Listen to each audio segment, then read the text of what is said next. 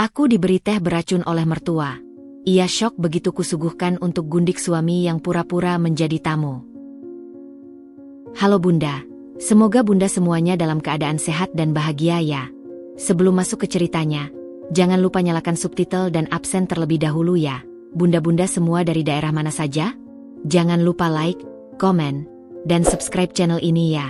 Selamat menonton. Matahari pagi menyelinap melalui celah tirai jendela, menyapu lembut permukaan kayu mahoni di meja makan yang berkilau. Aku, Dinda, berdiri di hadapan kompor, memperhatikan setoples kecil berisi rempah-rempah. Setiap butir lada dan ketumbar seolah menyimpan kisahnya sendiri, seperti rumah tangga kami yang masih berusia 1 tahun, namun sudah dipenuhi oleh bayang-bayang yang tak terucapkan. Tanganku dengan cermat menaburkan bumbu ke dalam wajan, menciptakan desisan lembut yang memecah kesunyian pagi. Aroma soto ayam, masakan andalanku yang selalu dipuji Arman di awal pernikahan kami, memenuhi udara, berharap bisa menghangatkan kembali hubungan kami yang mulai terasa dingin dan hambar. Dinda, apa kamu sudah menyetrika kemeja putihku? Suara Arman menggema dari atas tangga, memecah konsentrasiku. Suaranya datar, tanpa nada darurat atau permintaan maaf karena telah mengganggu. Sudah, sayang. Ada di lemari bagian tengah, jawabku, berusaha menahan desahan kecil. Sudah kubilang padanya 3 kali semalam. Ini seperti percakapan kami belakangan ini, berulang, fungsional, dan kehilangan jiwa. Dia muncul di ambang pintu dapur, berdiri gagah dengan setelan jas abu-abunya yang membuatnya terlihat lebih berwibawa dan kejauh. Aku ada meeting pagi dengan klien baru dari Singapura. Ini sangat penting, ujarnya sambil melirik jam tangannya yang mewah. Matanya tidak pernah benar-benar menatapku, seolah aku adalah salah satu item dalam daftar tugasnya yang harus diselesaikan. Meeting pagi lagi? Akhir-akhir ini sepertinya selalu ada meeting pagi, kataku, berusaha menjaga suara agar tidak terdengar seperti mengeluh. Aku membalikkan badan, menyendokkan kuah soto ke dalam mangkuk keramik kesayangannya. Dinda, kamu tahu sendiri bagaimana dunia bisnis. Tidak kenal waktu, jawabnya singkat, sambil merapikan dasinya di cermin kecil dekat pintu. Oh iya, Vira akan menjemputku sebentar. Dia bilang ada dokumen yang harus dibahas di perjalanan. Namanya, Vira, seperti pisau tajam yang menusuk relung hatiku yang paling dalam. Sekretarisnya yang begitu sempurna, selalu tersenyum, selalu siap, dan selalu ada untuk Arman di saat aku tidak. Setiap kali namanya disebut, perutku seperti diikat kencang. Vira? Pagi-pagi sekali dia sudah siap? Tanyaku, berusaha terdengar biasa saja sambil menatapnya membelakangi. Dia dedicated, Dinda. Sangat efisien. Kamu harus lihat bagaimana dia menyusun presentasi untuk meeting ini, pujinya, dan ada cahaya tertentu di matanya saat membicarakan Vira yang tidak pernah kulihat lagi ketika memandangiku. Aku harus segera pergi. Jangan lupa, Ibu akan datang siang nanti. Tolong jaga sikapmu, ya. Dia mendekat, mencium keningku dengan cepat dan ringan, seperti ritual yang wajib dilakukan tanpa makna. Aku bisa mencium aroma aftershave-nya yang mahal, aroma yang sama yang kadang menempel pada jasnya saat pulang larut malam. Apa kamu tidak bisa membatalkan meeting ini? Ibu selalu lebih mudah dihadapi jika kamu ada, pintaku, berusaha menahan lengannya yang akan pergi. Tidak mungkin, Dinda. Klien ini potensial sekali. Lagi pula, kamu sudah terbiasa, kan? Ujarnya sambil melepaskan pelukanku dengan lembut. Kamu istri yang kuat. Percayalah. Dia tersenyum, senyum tipis yang tidak sampai ke matanya, sebelum berbalik dan berjalan menuju pintu. Aku berdiri di sana, membiarkan suara langkahnya yang mantap menghilang, meninggalkan aku sendirian dengan aroma soto yang mulai terasa hambar dan rumah mewah ini yang tiba-tiba terasa sangat besar dan sunyi. Aku adalah istri dari Mas Arman, seorang pengusaha sukses, tinggal di rumah impian banyak orang. Tapi kenapa aku merasa seperti dekorasi yang perlahan-lahan tertutup debu? Anggur di gelasku masih penuh, tapi terasa tawar di lidah. Sisa-sisa sarapan masih berserakan di meja makan ketika bel pagar berbunyi nyaring, memecah kesunyian yang baru saja terbentuk setelah kepergian Arman. Jantungku berdebar kencang. Tidak perlu menebak siapa di balik pintu pagar besi itu. Hanya satu orang yang memiliki kebiasaan datang tanpa pemberitahuan di jam-jam seperti ini, seolah-olah waktu adalah konsep yang tidak berlaku baginya. Melalui jendela dapur, kulihat sosoknya yang tegap berdiri dengan tas branded terbaru di tangan. Matanya yang tajam sudah menyapu setiap jengkal halaman rumah kami, seakan mencari-cari kesalahan yang bisa dijadikan amunisi. Dengan menghela napas dalam, kuusap tangan yang masih basah ke apron dan bergegas membuka pintu. Senyum palsu sudah kupersiapkan. Senyum yang selama setahun ini kubuat khusus untuknya. "Ibu," sambutku, berusaha membuat suara terdengar hangat. "Silakan masuk." Ibu Maya melangkah masuk tanpa sepatah kata pun. Wajahnya berkerut seolah mencium bau tidak sedap. Matanya, yang mirip dengan Arman namun tanpa kehangatan, langsung tertuju pada vas bunga di meja tamu yang sudah 2 hari tidak kuganti airnya. "Selamat pagi, Ibu. Arman baru saja berangkat ke kantor," ucapku, mencoba memecah kebekuan. "Dinda," sapanya dingin, mengangguk singkat. Tas berandalnya yang mahal ia letakkan di sofa dengan gerakan dramatis, seolah barang itu terlalu berharga untuk disentuh furnitur biasa. "Rumah berantakan begini, Dinda. Arman butuh istri yang bisa mengurus semuanya dengan baik, bukan boneka yang hanya bisa berdandan." "Sakit." Kata-katanya selalu tepat menusuk ulu hati. "Maaf, Ibu. Saya baru saja membereskan sarapan dan lupa bahwa bagian rumah yang lain juga perlu diperhatikan." Potongnya, jari telunjuknya yang panjang menunjuk ke arah rak buku di sudut ruang tamu. "Lihat debu di sana. Arman pulang kerja pasti ingin melihat rumah yang bersih, nyaman, bukan seperti kapal pecah." Aku menggigit bibir bawah, berusaha menahan amarah yang mulai mendidih. "Saya akan membersihkannya, Ibu." "Iya, seharusnya begitu," ujarnya sambil berjalan mengitari ruangan, setiap langkahnya penuh penghakiman. Dia berhenti di depan foto pernikahan kami yang tergantung di dinding. "Arman terlihat sangat lelah di foto ini. Kamu tidak memperhatikannya saat sesi foto?" "Waktu itu Arman baik-baik saja, Ibu. Hanya saja cuaca saat itu sangat panas," jawabku, membela diri. "Ibu tahu anak ibu lebih dari siapapun, Dinda. Dia butuh wanita yang benar-benar bisa merawatnya, memperhatikan detail-detail kecil. Bukan hanya bisa masak dan bersih-bersih." Dia menatapku tajam, matanya menyorotkan cahaya abu-abu yang dingin. "Sudah setahun. Kapan ibu bisa mengharapkan cucu? Atau kamu sengaja menundanya? Karirmu di galeri seni itu tidak akan berarti apa-apa dibandingkan tanggung jawabmu sebagai istri." Napasku tersendat. Topik ini selalu menjadi senjatanya yang paling mematikan. "Ibu, kami sedang berusaha. Tapi Arman juga sangat sibuk." "Sibuk? Arman tidak pernah sibuk untuk hal-hal penting," potongnya lagi, suaranya meninggi. "Ibu sudah memberitahu Arman, mungkin dia perlu." Dia tiba-tiba berhenti, seolah menyadari telah mengatakan sesuatu yang tidak seharusnya. Bibirnya yang tipis terkunci rapat, tapi matanya masih menatapku dengan tantangan. "Memberitahu Arman apa, Ibu?" tanyaku, hati berdebar tidak karuan. Ada sesuatu dalam nada suaranya yang membuatku waspada. "Tidak penting," ujarnya, tiba-tiba berbalik dan berjalan ke arah dapur. "Ibu haus. Tolong buatkan teh untuk Ibu. Dan pastikan cangkirnya bersih. Ya, yang terakhir kali, masih ada noda lipstik." Aku berdiri di tempat selama beberapa detik, menatap punggungnya yang tegak. Setiap kunjungan Ibu Maya seperti meninggalkan residu racun yang bertahan lama di udara, meracuni hari-hariku. Aku menarik napas panjang, berusaha mengumpulkan sisa-sisa kekuatan yang kumiliki. Pertempuran hari ini baru saja dimulai, dan aku tahu, ini akan menjadi hari yang sangat panjang. Udara di dapur terasa mendadak padat dan sulit dihirup setelah Ibu Maya menyuruhku membuatkan teh. Aku berbalik dari pandangan terakhirku ke punggungnya yang angkuh, berusaha menenangkan gemuruh di dada. Tanganku secara refleks membersihkan sisa-sisa sarapan di meja makan, mengelap tumpahan kuah soto yang Arman tinggalkan, seolah-olah dengan membereskan kekacauan kecil ini, aku bisa mengendalikan sesuatu dalam hidupku. Dari sudut mataku, kulihat Ibu Maya duduk di kursi empuk ruang tamu, tidak lagi memeriksa debu, tetapi justru memandangiku dengan ekspresi aneh, bukan cemoohan biasa, tapi sesuatu yang lebih dalam, lebih menghitung. "Jangan lama-lama, Dinda.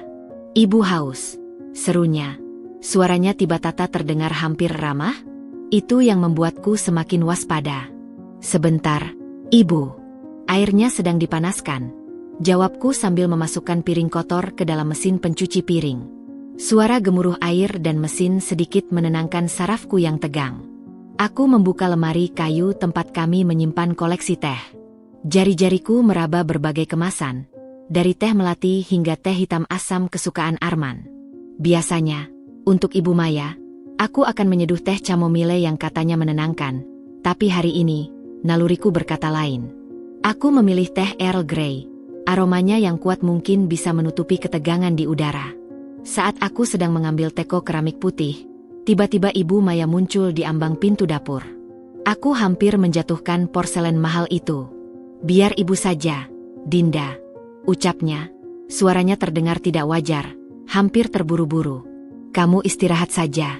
Tadi pagi kamu sudah repot masak sarapan untuk Arman. Aku membeku. Ini baru. Dalam setahun ini, tidak pernah sekalipun dia menawarkan bantuan, apalagi mengakuiku sudah repot. Tidak usah, Ibu. Saya bisa. Tidak, serius, potongnya, sudah mendorongku perlahan ke samping dengan tangan yang tegas. Ibu lihat kamu lelah. Pergi saja duduk di ruang tamu. Dia mengambil alih teko dari tanganku. Gerakannya cepat, terlatih, tapi ada kegugupan yang terpancar dari caranya menghalangi pandanganku ke meja dapur. Hatiku berdebar kencang. Ada yang tidak beres. Aku pura-pura menuruti, berjalan keluar dapur, tapi begitu sampai di ambang pintu, aku berbalik dan bersembunyi di balik pintu dapur yang terbuka hanya selebar jari. Dari celah sempit itu, aku mengintip. Ibu Maya berdiri membelakangiku. Dia melirik ke arah pintu sekali lagi, memastikan aku sudah pergi. Lalu, dengan gerakan cepat dan gemetar yang hampir tak kelihatan, dia membuka tas berandalnya, mengeluarkan sebuah bungkusan kecil berwarna coklat, dibungkus plastik bening. Isinya bubuk putih. Jantungku berhenti berdetak. Dengan tubuh menghalangi, dia membuka cangkir teh berwarna biru dengan motif emas, cangkir spesial untuk tamu kehormatan yang jarang kami gunakan. Tangannya yang biasanya stabil, terlihat gemetar saat menaburkan bubuk putih itu ke dalam cangkir. Dia mengaduknya cepat dengan sendok teh. Suara, cing, kecil terdengar saat sendok menyentuh pinggiran porselen.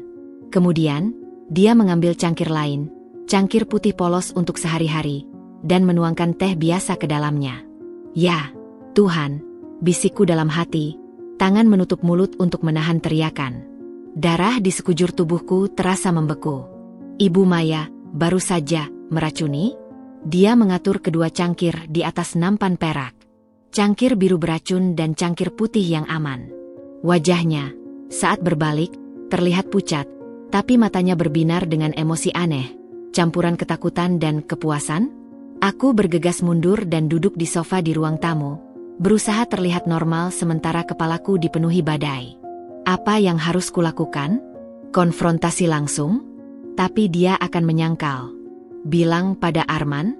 Tapi dia akan bilang aku paranoid, mencoba memfitnah ibunya. Dinda, tehnya sudah siap. Suara Ibu Maya memanggil dari dapur, tiba-tiba terdengar sangat manis, seperti ular yang mendesis. Aku menatapnya saat dia membawa nampan, senyum tipis dan bermata licik terukir di wajahnya. Pertempuran tidak lagi terjadi dengan kata-kata. Ini telah berubah menjadi perang nyata, dan nyawaku mungkin taruhannya. Nampakannya masih bergetar halus di tanganku saat aku menerima nampan perak dari Ibu Maya. Berat kedua cangkir teh itu terasa seperti membawa beban mati. Cangkir biru bermotif emas, porselen indah yang dulu kubeli dengan penuh cinta untuk menyambut tamu spesial, kini menjadi wadah pembawa maut. Aku menatap cairan kecoklatan di dalamnya, takjub pada betapa normalnya racun itu terlihat. Ibu Maya sudah duduk di depanku, dengan cangkir putih polosnya, menatapku dengan ekspektasi yang hampir tak tertahankan. Minumlah, Dinda. Tehnya cepat dingin, desisnya, matanya tak lepas dariku. Senyumnya tipis, seperti pisau. Jari-jariku mencekam gagang cangkir biru. Porselennya terasa dingin, menusuk. Aku mengangkatnya perlahan, berusaha mengendalikan getaran di tanganku. Pikiranku berputar liar. Apa isi bubuk putih itu? Racun mematikan? Atau hanya obat yang memalukan? Tapi kenapa dia melakukannya diam-diam? Kenapa dengan cara yang begitu penuh perhitungan? Kamu kenapa, Dinda? Kok cuma ditatapin tehnya? Tanya Ibu Maya. Nada suaranya dibuat santai tapi matanya tajam mengawasi setiap gerak-gerikku. Aku hanya menikmati aromanya. Ibu, Earl Grey memang wangi sekali. Jawabku, suara agak serak. Aku membawa cangkir itu mendekati hidungku, berpura-pura mencium aromanya sementara otakku mencari jalan keluar. Tepat saat itu, bel pintu berbunyi. Suara itu seperti tamparan di keheningan mematikan antara kami berdua.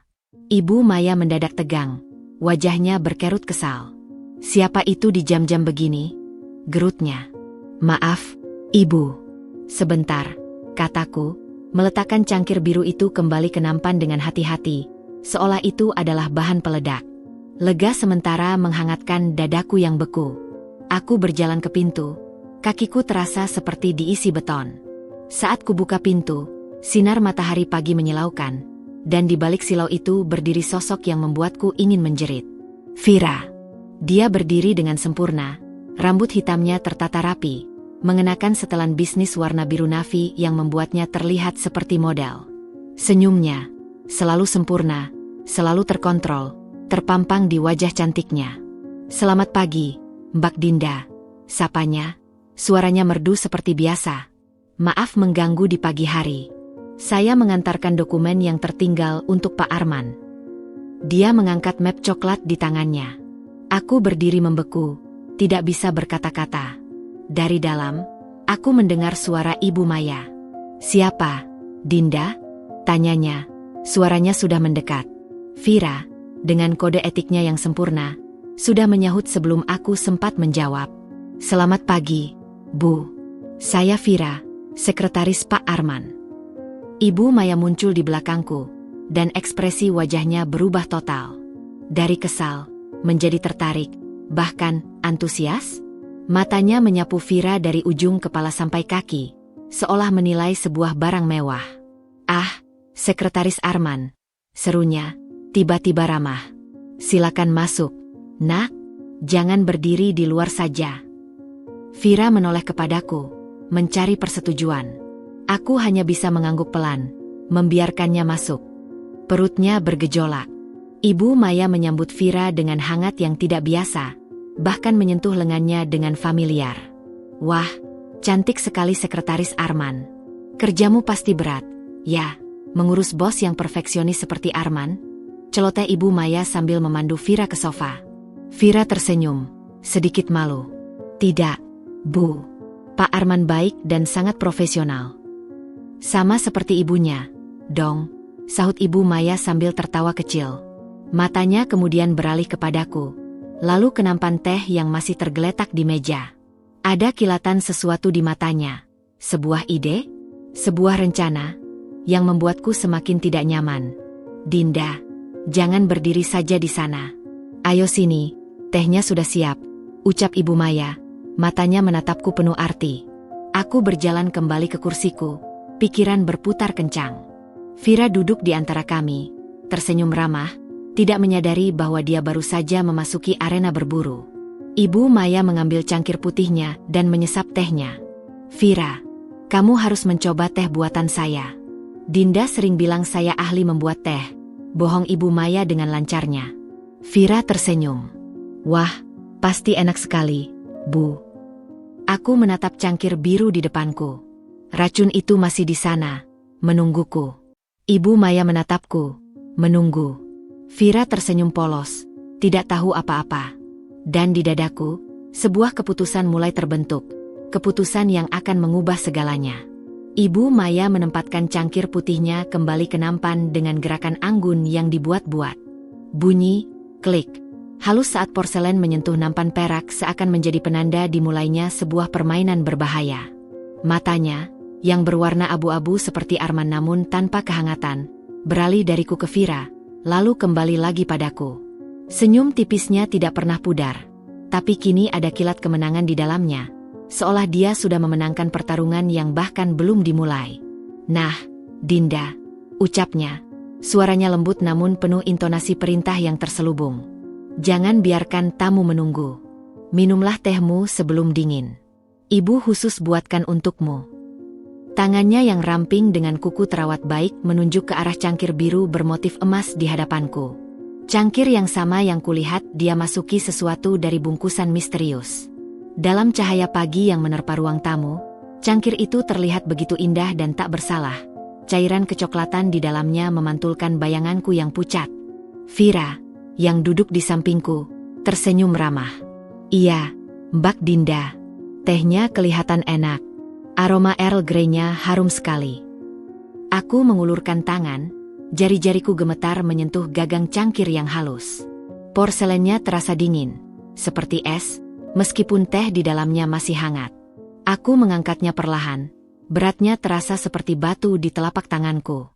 Dari sudut mataku, kulihat Ibu Maya menahan napas, matanya membelalak penuh antisipasi. Dia mendadak menjadi sangat fokus, seperti predator yang mengintai mangsanya yang sedang lengah. Sebentar, Ibu, kataku, menempatkan cangkir kembali ke nampan dengan hati-hati. Aku tadi lupa memberi gula. Ibu tahu, aku suka teh manis. Ibu Maya menggeleng cepat, wajahnya menunjukkan sedikit kepanikan. Tidak usah, Dinda. Teh ini sudah pas manisnya. Ibu sudah tambahkan madu khusus untukmu. Madu? Aku hampir terkekeh getir. Madu tidak berwarna putih dan berbentuk bubuk. Tapi... Ibu bilang tidak usah, potongnya. Suaranya sedikit tinggi sebelum dia berusaha menenangkan diri. Maksud Ibu, teh ini khusus Ibu buat untukmu. Jangan diubah. Vira yang tidak tahu apa-apa ikut menyela dengan sopan. Kalau begitu, Mbak Dinda, lebih baik diminum saja sebelum benar-benar dingin. Aku terjebak. Dua pasang mata menatapku, satu dengan ketidaktahuan yang polos, satu lagi dengan harapan jahat yang hampir tak tersembunyi. Dadaku berdebar kencang, keringat dingin mulai membasahi telapak tanganku. Aku harus melakukan sesuatu. Sekarang. Lalu, seperti kilatan cahaya di kegelapan, sebuah ide gila muncul di kepalaku. Ibu Maya tidak mengenali Vira. Baginya, Vira hanyalah sekretaris Arman, seorang tamu biasa. Atau, apakah dia tahu? Apakah ini bagian dari rencananya yang lebih besar? Tidak, mustahil. Tapi mengapa dia begitu bersikeras agar aku yang meminum teh dari cangkir biru itu? Dinda, desis Ibu Maya lagi. Nada suaranya mulai kehilangan kesabaran. Minum. Dengan senyum paling manis yang bisa kukumpulkan, kuangkat kembali cangkir biru itu. Tapi kali ini, bukan untuk mendekatkannya ke mulutku. Sebenarnya, Ibu, ucapku, suara terdengar lebih stabil dari yang kukira. Sebagai tuan rumah, aku merasa tidak sopan minum duluan sebelum tamu. Aku memutar tubuhku ke arah Vira, masih memegang cangkir biru itu. Vira, sebagai tamu dan juga rekan kerja Arman yang sangat berharga, silakan duluan. Ini teh spesial dari Ibu Maya. Wajah Ibu Maya berubah total.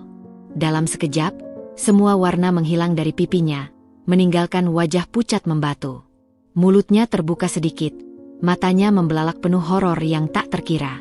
Tangannya yang memegang cangkir putihnya sendiri bergetar begitu hebat hingga teh di dalamnya hampir tumpah. "Teh tunggu!" teriaknya, suara serak dan nyaris tidak terkendali. Vira, yang sudah mengulurkan tangannya untuk menerima cangkir, terkejut dan menarik kembali tangannya. Dia menatap Ibu Maya yang tiba-tiba histeris dengan kebingungan. "Ada apa, Ibu?" tanyaku, berpura-pura tidak mengerti sambil masih memegang cangkir biru itu di antara kami bertiga. "Apakah ada yang salah dengan teh ini?" Ibu Maya tampak seperti ikan yang kehabisan oksigen. Mulutnya membuka dan menutup, tapi tidak ada suara yang keluar. Matanya liar, berpindah-pindah antara wajahku yang berpura-pura polos dan Vira yang bingung, lalu kembali ke cangkir biru di tanganku yang sekarang menjadi pusat dari segala kekacauan. Tehnya. Gumam Ibu Maya, kehilangan semua kecerdasannya yang biasanya. "Tehnya bagaimana, Ibu?" desakku lembut, sambil sedikit mendorong cangkir itu lebih dekat ke Vira. "Katakan pada kami, apakah tehnya tidak enak?" Vira, yang merasa tidak enak dengan ketegangan yang tiba-tiba, mencoba melerai. "Tidak apa-apa, Mbak Dinda. Kalau ibu tidak berkenan, saya tidak perlu. Tidak, potong Ibu Maya lagi, kali ini lebih keras. Dia berdiri tiba-tiba, tubuhnya gemetar. Jangan minum teh itu. Dia menarik napas dalam, mencoba menguasai diri. Semua orang terdiam, suasana ruang tamu yang elegan tiba-tiba terasa seperti ruang interogasi. Dan di tengah keheningan yang mematikan itu, aku tahu, aku baru saja memenangkan babak pertama dalam permainan mematikan ini. Tapi perang masih jauh dari selesai. Waktu seakan membeku di ruang tamu yang elegan itu. Cangkir biru bermotif emas masih tergenggam di tanganku. Terasa semakin berat bagai mengangkat batu nisan. Cairan kecoklatan di dalamnya bergoyang pelan, menyiratkan rahasia mematikan yang tersembunyi di balik wujudnya yang indah. Ibu Maya berdiri tegak, wajahnya pucat bagai mayat. Sementara Vira tampak benar-benar bingung dengan drama yang tiba-tiba terjadi di depannya. Apa yang terjadi? Gumam Vira, matanya yang cantik itu berkedip-kedip kebingungan, beralih dari wajahku yang berusaha tenang ke Ibu Maya yang tampak seperti baru melihat hantu. Ibu Maya tampak berusaha keras mengumpulkan kepingan kendali dirinya yang pecah. Tangannya mengepal di samping tubuh, buku-buku jarinya memutih. Tidak ada apa-apa, ujarnya. Suaranya serak dan tidak meyakinkan. Ibu hanya teringat teh ini, mungkin sudah terlalu lama. Bisa basi. Aku mengangkat alis, berpura-pura tidak mengerti. Basi, Ibu? Tapi Ibu baru saja membuatnya. Dan teh kan tidak bisa basi dalam hitungan menit. Kataku dengan sengaja menjaga nada suara tetap datar dan penuh rasa ingin tahu. Di dalam, hatiku berdebar kencang seperti drum perang. Ibu Maya mengeluarkan suara tercekik.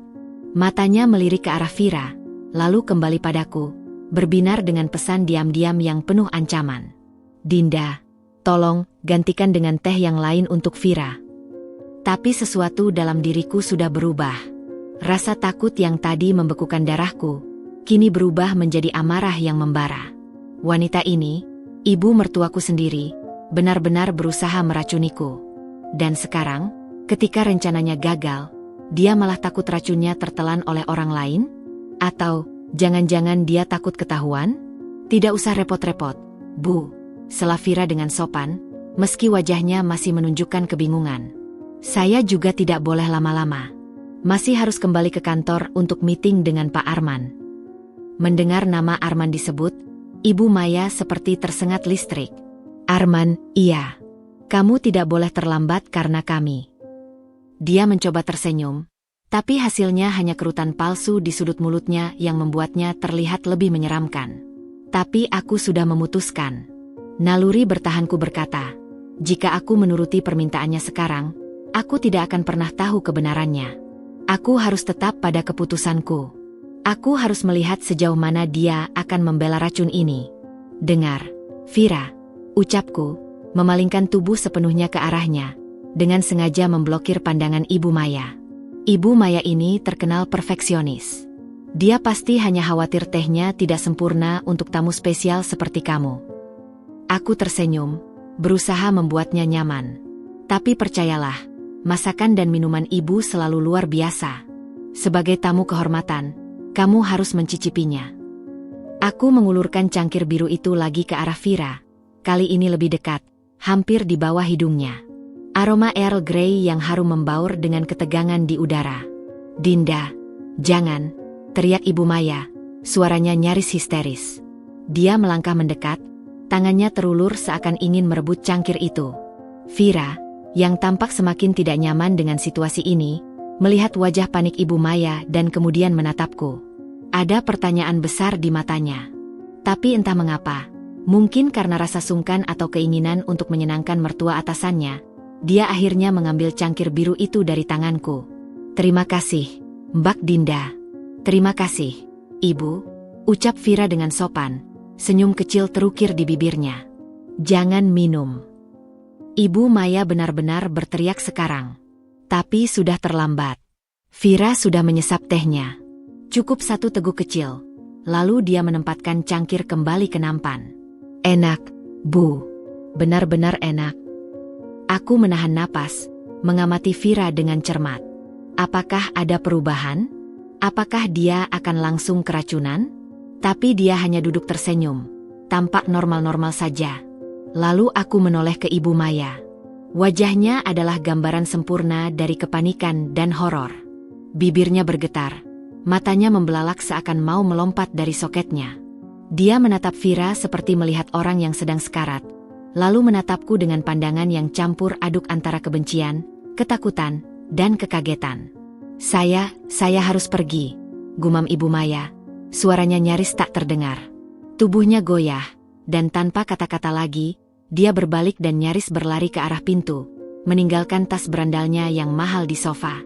Pintu depan terbuka dan tertutup dengan suara keras, meninggalkan keheningan yang menusuk di ruang tamu. Vira dan aku terdiam sesaat, lalu dia menatapku, matanya penuh pertanyaan. Apa yang baru saja terjadi, Mbak Dinda? Apakah saya melakukan sesuatu yang salah? Aku menarik napas dalam, berusaha menenangkan diri. Tidak, Vira. Kamu tidak melakukan kesalahan apapun. Aku menatap cangkir biru yang masih berisi teh racun itu, lalu menatapnya lagi. Tampaknya Ibu Maya sedang tidak enak badan. Tapi di dalam hatiku, aku tahu kebenarannya lebih gelap dari itu. Aku baru saja menyaksikan bukti nyata dari niat jahat, dan meski rasa bersalah karena membiarkan Vira meminum racun itu menggerogotiku, rasa lega karena bukan diriku yang meminumnya lebih besar. Perang telah dinyatakan, dan babak pertama baru saja berakhir. Tapi aku tahu, ini belum selesai.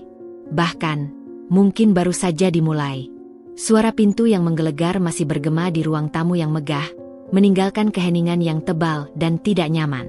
Aku dan Vira terduduk diam, seperti dua patung yang membeku dalam adegan drama absurd. Dari jendela, kulihat sosok Ibu Maya nyaris berlari menuju mobil mewahnya. Tubuhnya yang biasanya tegak kini membungkuk, gerakannya kacau dan tidak karuan. Dia bahkan tidak melirik ke belakang, tidak peduli dengan tas berandalnya yang ditinggalkan, seolah dikejar oleh hantu-hantunya sendiri. Vira adalah yang pertama memecah kesunyian. Suaranya terdengar kecil, penuh keraguan dan kebingungan. Mbak Dinda, apa yang sebenarnya terjadi? Ibu Maya tiba-tiba seperti melihat hantu. Aku menarik napas dalam, berusaha mengumpulkan sisa-sisa kewarasan yang masih tersisa. Mataku tertuju pada cangkir biru di atas nampan. Cairan di dalamnya masih hampir penuh. Vira hanya menyesap sedikit. Tapi itu cukup untuk membuat Ibu Maya lari ketakutan. Sepertinya ibu sedang tidak enak badan. Vira, jawabku, berusaha membuat suara terdengar meyakinkan sambil berjalan ke jendela. Dari balik tirai, kulihat mobil Ibu Maya melaju dengan cepat, nyaris menabrak pagar. Dia sudah beberapa kali mengeluh pusing belakangan ini. Tapi Vira bukan orang bodoh. Matanya yang tajam menatapku, seolah bisa melihat melalui kebohonganku yang tipis. Tapi, reaksinya sangat ekstrim. Mbak, hanya karena saya minum teh. Dia menatap cangkir biru itu dengan curiga.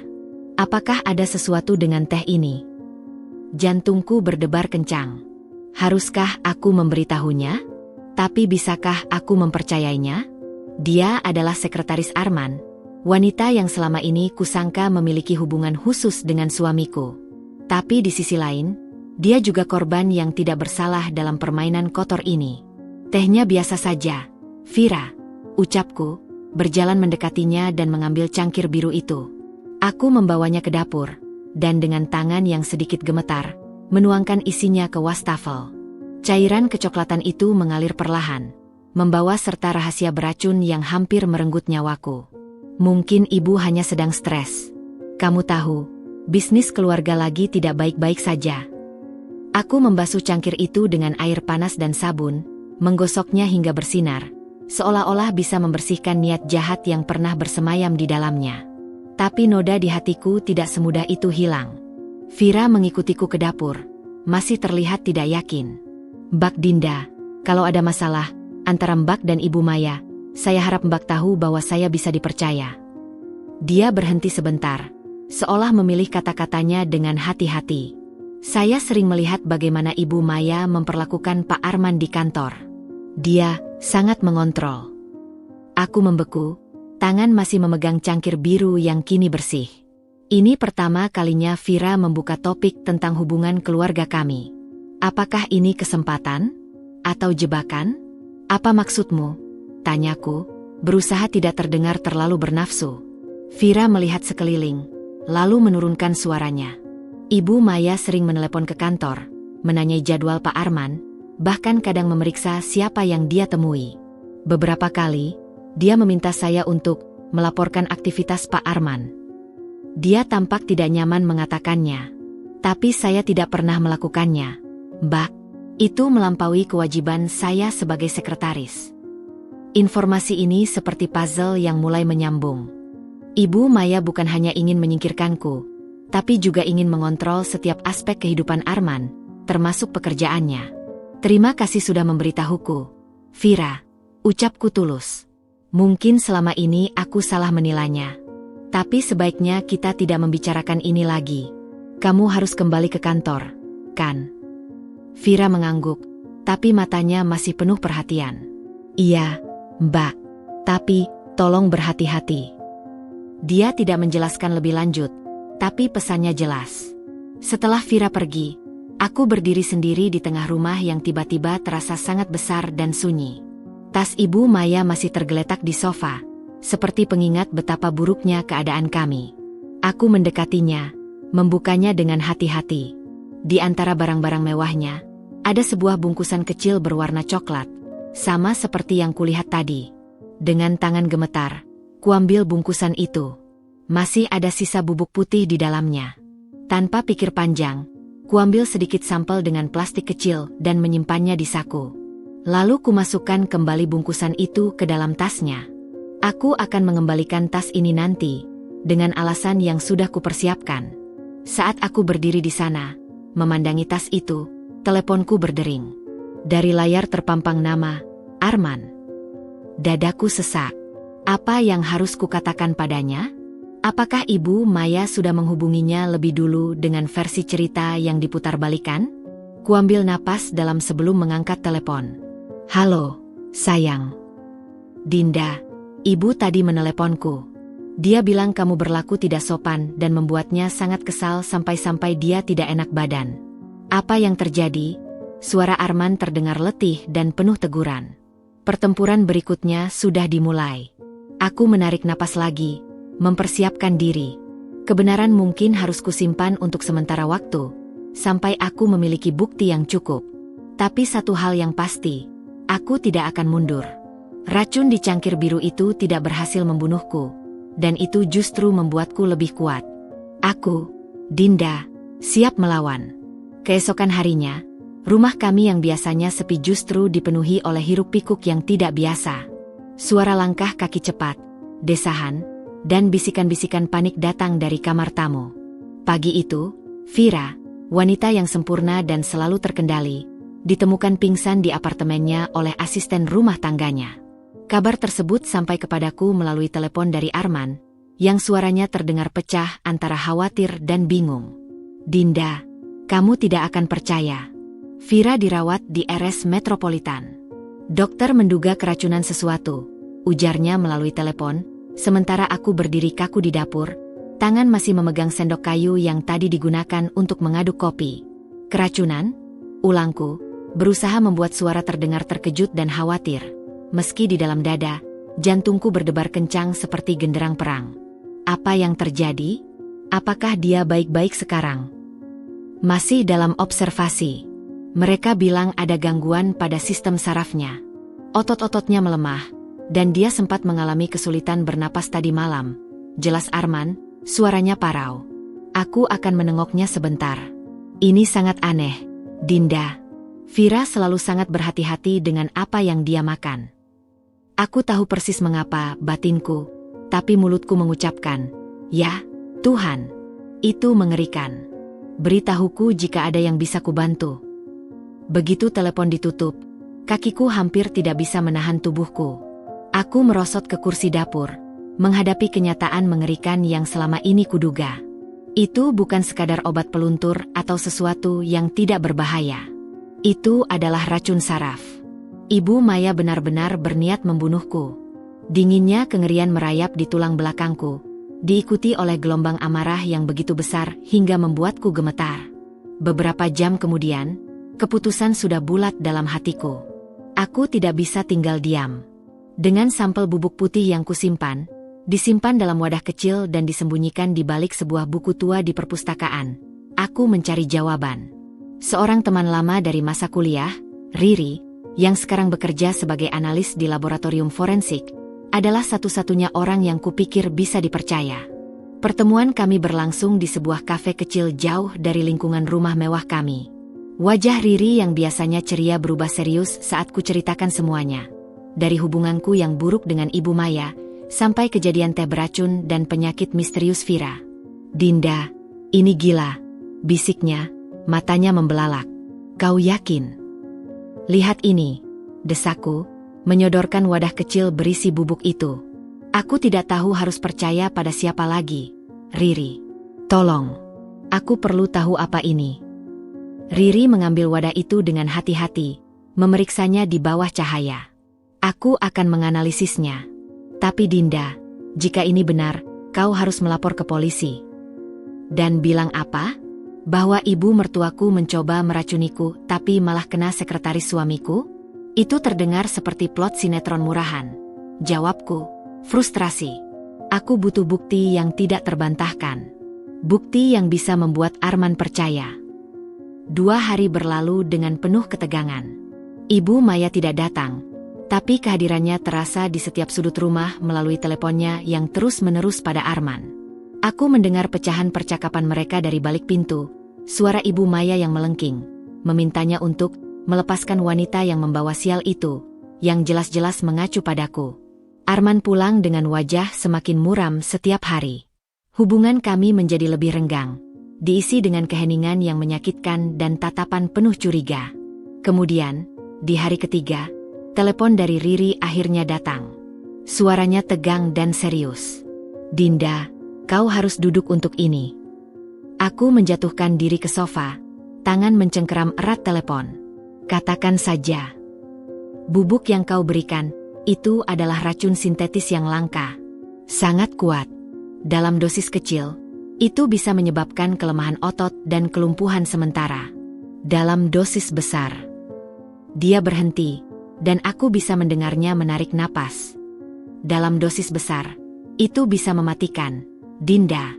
Menyebabkan gagal napas. Ini dibuat untuk membunuh." Dunia di sekelilingku seakan berhenti. Suara lalu lintas di luar jendela, detak jam dinding, semuanya menghilang. Yang tersisa hanya kata-kata Riri yang bergema di kepalaku. "Dibuat untuk membunuh. Apakah ada penawarnya?" tanyaku, suara bergetar. "Ya, untungnya gejala bisa diatasi jika ditangani cepat. Tapi Dinda, ini bukan main-main. Ini adalah zat terlarang. Dari mana ibu mertuamu mendapatkan ini?" "Aku tidak tahu," jawabku, pikiran kalut. "Tapi terima kasih, Rir. Aku berutang budi padamu. Lapor polisi, Dinda. Sekarang." Tapi setelah menutup telepon, aku tahu melapor polisi bukanlah pilihan pertama. Aku harus memberitahu Arman. Dia harus tahu betapa berbahayanya ibunya. Malam itu, setelah kami makan malam dalam hening, aku memutuskan untuk berbicara. "Arman, kita perlu bicara tentang ibu dan tentang apa yang sebenarnya terjadi pada Vira." Dia menatapku, wajahnya tampak lelah dan kesal. "Dinda, tolong jangan mulai lagi. Ibu sudah menelepon dan meminta maaf. Dia bilang dia salah memberi obat dan itu tidak sengaja terminum Vira." "Obat? Obat apa yang bisa menyebabkan kelumpuhan saraf?" tanyaku, suara mulai meninggi. "Arman, ibu mencoba meracuniku. Aku melihatnya menaruh bubuk itu ke dalam tehku. Itu bukan kebetulan." "Dinda, cukup," bentaknya, berdiri dari kursinya. "Aku lelah dengan kecurigaanmu pada ibuku. Dia mungkin keras, tapi dia tidak akan melakukan hal seperti itu." "Tapi dia melakukannya," teriakku, sekarang juga berdiri, air mata mulai mengalir di pipi. "Aku punya bukti. Aku sudah menganalisis bubuk itu. Itu adalah racun mematikan, Arman." Tapi Arman hanya menggeleng, matanya penuh dengan kekecewaan yang dalam. "Aku tidak tahu apa yang terjadi padamu. Dinda. Tapi aku tidak akan mendengarkan omong kosong ini lagi. Dia berbalik dan meninggalkanku sendirian di ruang makan, dengan piring-piring kotor dan hati yang hancur. Saat itulah aku menyadari, kebenaran saja tidak cukup. Aku harus lebih pintar, lebih kuat. Jika Arman tidak mau mendengarkan kata-kataku, maka aku harus menunjukkan padanya bukti yang tidak bisa dia bantah. Perang ini belum berakhir. Ini baru saja memasuki babak yang lebih berbahaya. Malam itu terasa paling panjang dalam hidupku. Setelah Arman meninggalkanku sendirian di ruang makan, aku duduk terpaku di kursi selama mungkin, menatap lilin di tengah meja yang sudah hampir habis meleleh. Bayang-bayangnya menari di dinding, mengingatkanku pada betapa rapuhnya kehidupan ini. Hanya karena cangkir biru itu tidak sampai ke tanganku, nyawaku masih tergantung di sini. Tapi rasa aman itu palsu. Aku tahu Ibu Maya tidak akan berhenti. Keesokan paginya, atmosfer di rumah terasa seperti sesaat sebelum badai. Arman menghindari kontak mata, sarapan dilahap dalam kesunyian yang memekakkan telinga. Aku bisa merasakan amarahnya yang membeku, bercampur dengan kekecewaan yang dalam. Tapi yang lebih menyakitkan adalah rasa ketidakpercayanya. Bagaimana mungkin pria yang telah menikahiku selama setahun ini begitu mudah memilih untuk tidak mempercayaiku? Arman, ucapku akhirnya, memecah kesunyian yang membuat sesak. Kita harus membicarakan ini. Tolong. Dia menghela napas panjang, menaruh sendoknya. Apalagi yang mau kau bicarakan, Dinda? Bahwa ibuku adalah seorang pembunuh? Itu mengada-ada. Bukan itu yang kukatakan, jawabku, berusaha tetap tenang meski tangan di bawah meja bergetar. Tapi dia melakukan sesuatu. Dan aku punya bukti. Bukti apa? Mimpi burukmu? Ejeknya. Tapi ada sedikit keraguan di nadanya sekarang. Aku mengambil teleponku dan menempatkannya di antara kami. Aku merekam percakapan kita dengan Ibu Maya kemarin. Dengarkan. Dengarkan baik-baik nada suaranya saat dia memaksaku minum teh itu. Dengarkan kepanikannya saat Vira yang meminumnya. Kutekan tombol putar. Suara kami terdengar jelas. Desakan Ibu Maya yang tidak wajar, kepanikannya yang tiba-tiba, dan kemudian keheningan setelah Vira meneguk teh itu. Arman mendengarkan dengan wajah yang semakin keruh. Ini tidak membuktikan apa-apa, bantahnya setelah rekaman selesai, tapi suaranya tidak lagi seyakin tadi. Ibu hanya khawatir tehnya tidak enak. Tehnya tidak enak, ulangku, tidak percaya. Arman, dia lari ketakutan. Dia meninggalkan tas berandalnya yang sangat dia sayangi. Apakah itu normal bagimu? Dia terdiam, jari jemarinya mengetuk-ngetuk meja. Mungkin dia benar-benar tidak enak badan. Aku juga punya ini, tambahku, mengambil selembar kertas dari saku. Itu adalah printout hasil analisis Riri, dengan semua istilah medis dan kimia yang mencolok. Ini adalah hasil analisis laboratorium dari bubuk yang kusimpan. Racun saraf, Arman. Zat yang sama yang membuat Vira terbaring di rumah sakit. Dia mengambil kertas itu, matanya menyapu setiap baris. Aku melihat perubahan di wajahnya, dari kesal, menjadi bingung, lalu akhirnya, ketakutan. Dari mana kau mendapatkan ini? Tanyanya, suaranya bergetar. Apakah itu penting? Balasku. Yang penting adalah ini nyata. Ibumu mencoba meracuniku. Dan ketika gagal, dia berbohong padamu. Arman berdiri dan berjalan ke jendela, memandang keluar dengan bahu yang tegang. Tidak mungkin. Ibu, dia mungkin keras, tapi dia tidak akan. Apa buktinya, Arman? Apa yang harus kulakukan agar kau percaya padaku? Haruskah aku menunggu sampai dia berhasil dan kau menemukan mayatku? Suaraku pecah, air mata akhirnya mengalir bebas. Aku istrimu. Seharusnya kau ada di pihakku. Dia berbalik, wajahnya berkerut dalam konflik batin yang mendalam. Aku tidak tahu apa yang harus kupercayai lagi, Dinda. Ibu, dia membesarkanku sendirian setelah ayah meninggal. Dia melakukan segalanya untukku. Dan aku adalah istrimu. Aku yang seharusnya menjadi prioritasmu sekarang. Teriakku, tidak lagi bisa menahan emosi. Atau apakah aku hanya hiasan yang bisa diganti begitu saja? Jangan berkata seperti itu, potongnya, suaranya keras. Tapi kemudian, dia menarik napas dalam dan mendekatiku. Dengar, aku akan berbicara dengan ibu. Tapi kau harus berjanji tidak akan melakukan hal gegabah. Tidak melapor polisi, tidak menyebarkan ini. Kenapa? Untuk melindungi dia? Tanyaku, sakit hati. Untuk melindungi kita semua. Jawabnya, jika ini benar, kita harus menanganinya dalam keluarga. Tidak perlu melibatkan pihak luar. Aku memandangnya, pria yang kucintai, yang sekarang meminta aku untuk menyembunyikan percobaan pembunuhan. Hatiku hancur berkeping-keping. Tapi di balik rasa sakit itu, ada pencerahan. Arman mungkin tidak sekuat yang kukira. Dia mungkin mencintaiku, tapi ikatannya pada ibunya lebih dalam dari yang kuduga. Baik, jawabku akhirnya, suara datar. Bicaralah padanya. Tapi ketahuilah, Arman, aku tidak akan tinggal diam jika nyawaku terancam. Aku akan melakukan apapun untuk melindungi diriku sendiri. Dia mengangguk. Wajahnya masih dipenuhi konflik. Aku mengerti. Aku akan menengok Vira dulu. Kita bicara lagi nanti. Setelah dia pergi, aku berdiri di tengah rumah yang sunyi, menyadari satu hal. Aku tidak bisa bergantung pada Arman untuk perlindungan. Aku harus mengambil langkah sendiri. Ibu Maya sudah menunjukkan kartunya, dan sekarang giliranku. Perang sudah dinyatakan, dan suamiku memilih untuk menjadi penonton. Baiklah, aku, Dinda, akan bertarung sendiri.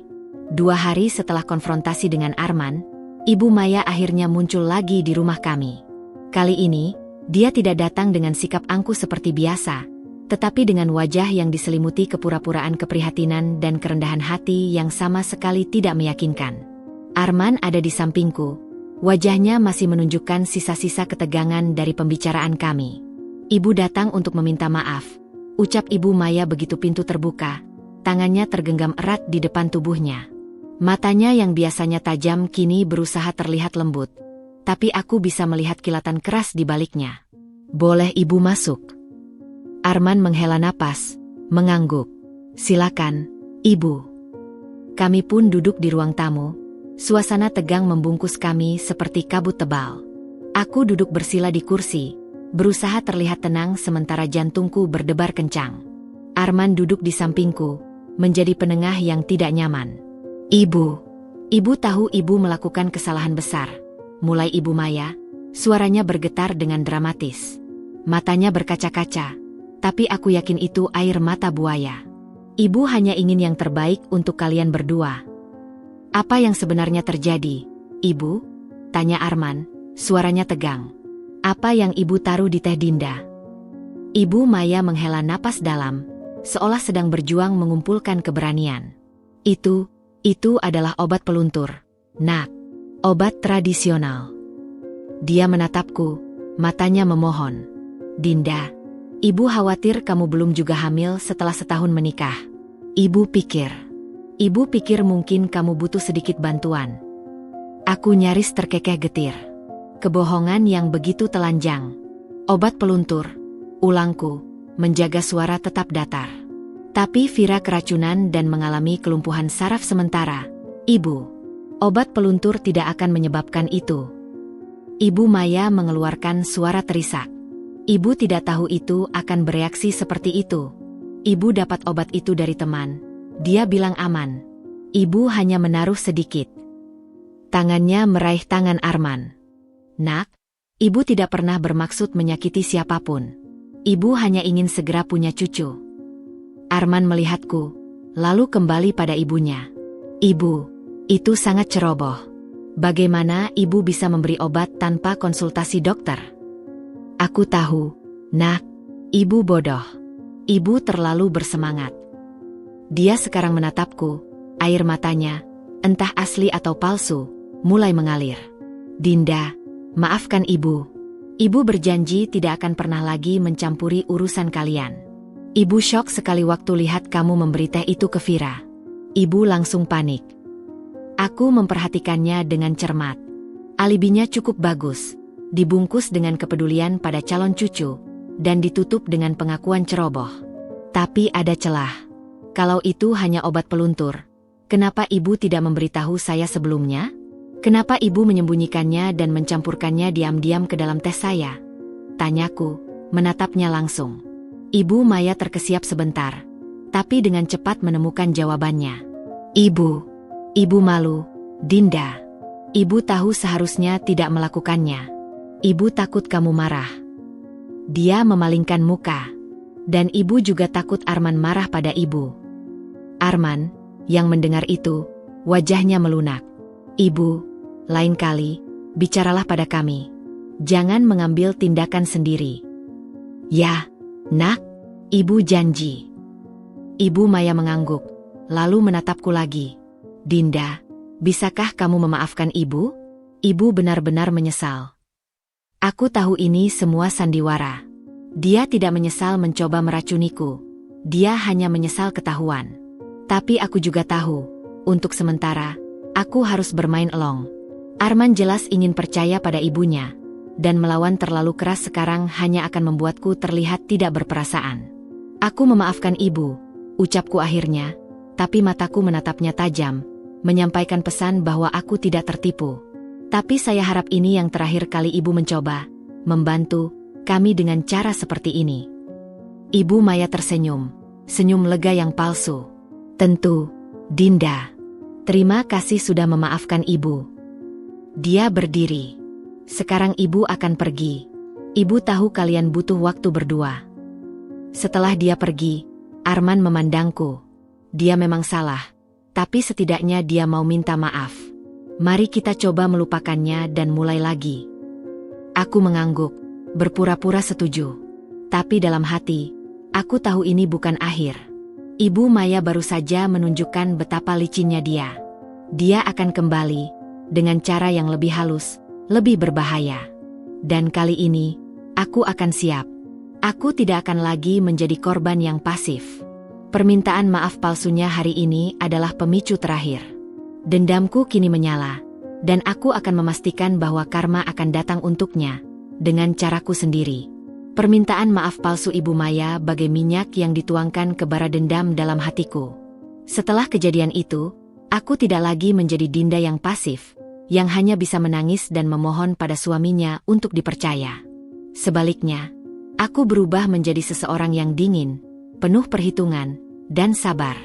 Jika Ibu Maya ingin bermain api, aku akan pastikan dia yang terbakar. Malam setelah permintaan maafnya, aku tidak bisa tidur. Aku berdiri di depan jendela kamar tidur, memandang kota yang terang benderang di bawah. Arman tertidur lelap di belakangku, percaya bahwa masalahnya sudah selesai. Tapi bagiku, ini baru awal. Baik, Ibu Maya, bisikku pada bayangannya sendiri yang terpantul di kaca jendela. Kau pikir kau bisa mengusirku dengan racun, lalu bersembunyi di balik air mata buaya? Kau salah. Aku akan menjadi mertua terakhirmu. Keesokan paginya, saat Arman pergi ke kantor, aku mulai eksekusi rencanaku. Langkah pertama, mengumpulkan senjata. Aku membeli 3 perekam suara kecil berkualitas tinggi, 1 untuk tas kerjaku, 1 untuk dompet, dan 1 lagi yang akan kusembunyikan di ruang tamu. Setiap percakapan dengan Ibu Maya dari sekarang akan terdokumentasi. Riri, ucapku melalui telepon pada temanku itu, aku butuh bantuanmu lagi. Dinda? Apa terjadi? Tanyanya, waspada. Tidak, sekarang giliranku yang bertindak. Apa kau bisa membantuku menyelidiki latar belakang Ibu Maya? Khususnya tentang bisnis keluarganya. Riri terdiam sebentar. Dinda, aku tidak yakin. Aku tidak memintamu melakukan sesuatu yang ilegal, potongku. Hanya, cari tahu apa ada sesuatu yang tidak beres dengan perusahaan keluarganya. Gosip, rumor, apa saja. Dia begitu percaya diri dengan kekayaan dan pengaruhnya. Aku ingin tahu apakah ada retak di balik fasad itu. Riri menghela napas. Baiklah, tapi berhati-hatilah, Dinda. Wanita ini sudah mencoba membunuhmu sekali. Itu sebabnya aku tidak akan memberinya kesempatan kedua. Selama minggu-minggu berikutnya, hidupku berjalan seperti biasa di permukaan. Aku masih menjadi istri yang penuh perhatian untuk Arman, memasak makan malamnya, mendengarkan cerita kerjanya. Tapi di balik layar, aku sibuk seperti agen rahasia. Setiap kunjungan Ibu Maya direkam. Setiap teleponnya, yang sekarang lebih sering pada Arman karena aku sibuk dengan galeri seni, dicegat dan dipelajari. Suatu sore, saat aku tidak sengaja membersihkan rak buku di ruang tamu, kutemukan sesuatu yang menarik. Sebuah album foto tua terselip di antara buku-buku hukum Arman. Saat kubuka, isinya adalah foto-foto Ibu Maya muda bersama seorang pria yang bukan ayah Arman. Mereka terlihat mesra, dan di beberapa foto, Ibu Maya memegang dokumen yang tampak seperti kontrak. Menarik, gumamku, mengambil foto-foto itu dengan hati-hati dan memfotonya dengan telepon. Mungkin ini tidak ada artinya, tapi siapa tahu.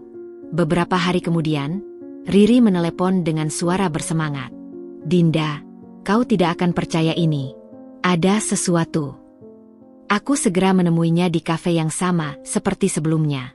Wajahnya berseri-seri. Perusahaan keluarga Ibu Maya, Maya Group, ternyata sedang diselidiki diam-diam oleh otoritas pajak, bisiknya, matanya berbinar. Dan itu belum semuanya. Adik Ibu Maya, yang menjabat sebagai direktur keuangan, diduga melakukan penyelewengan dana untuk menutupi kerugian besar di beberapa investasi mereka yang gagal.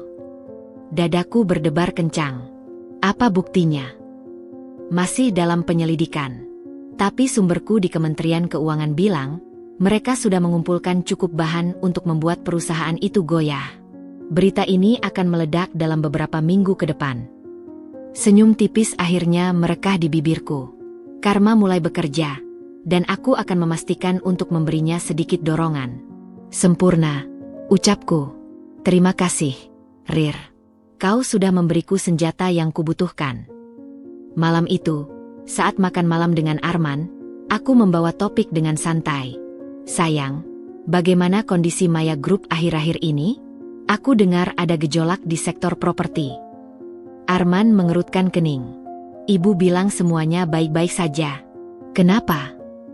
"Aku hanya khawatir. Beberapa teman di galeri bilang, ada rumor tentang investigasi pajak pada perusahaan properti besar. Tapi mungkin hanya gosip." Aku melihat keraguan kecil di matanya. Benih sudah ditabur. Kembali ke kamarku, aku memandangi rekaman suara dan foto-foto yang kukumpulkan.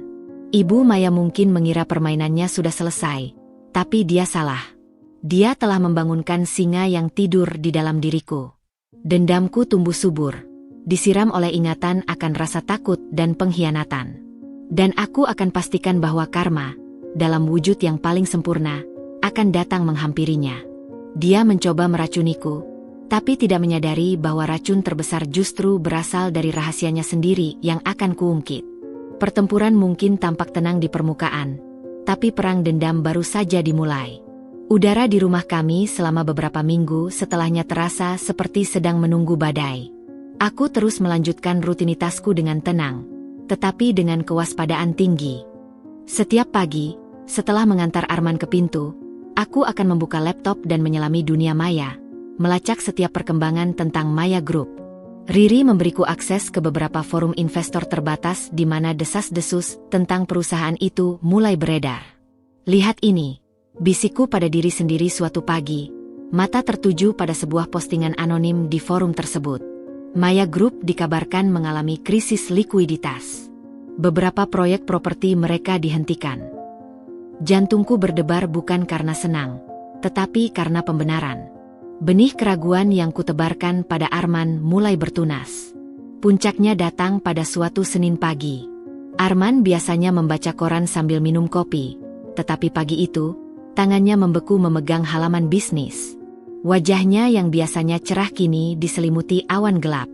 "Dinda," panggilnya, suaranya serak. Kamu perlu melihat ini."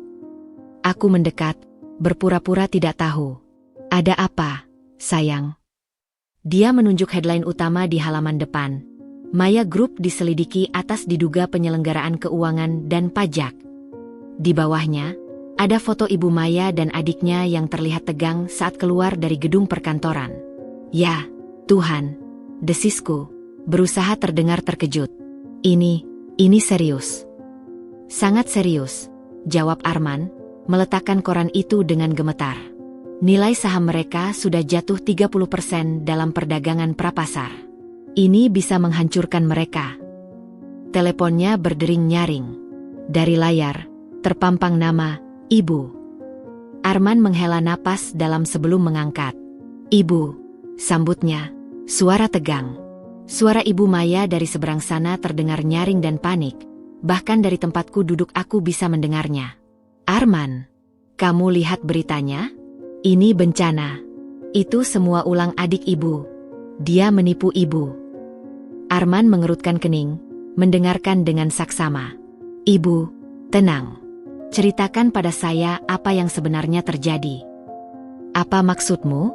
Ini adalah pengkhianatan. Dia menggunakan perusahaan untuk hal-hal ilegal. Dan sekarang Ibu yang harus menanggung konsekuensinya. Teriak Ibu Maya, suaranya pecah. Arman, kamu harus membantu Ibu. Kamu punya koneksi di kementerian, bukan? Bicaralah pada mereka. Arman menutup mata sejenak. Wajahnya menunjukkan beban yang berat. Ibu, saya tidak bisa menyalahgunakan koneksi untuk hal seperti ini. Jika ada yang tidak beres, itu harus diselesaikan dengan cara yang benar.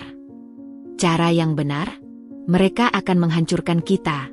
Arman, semua yang Ibu bangun. Suaranya terputus oleh isakan.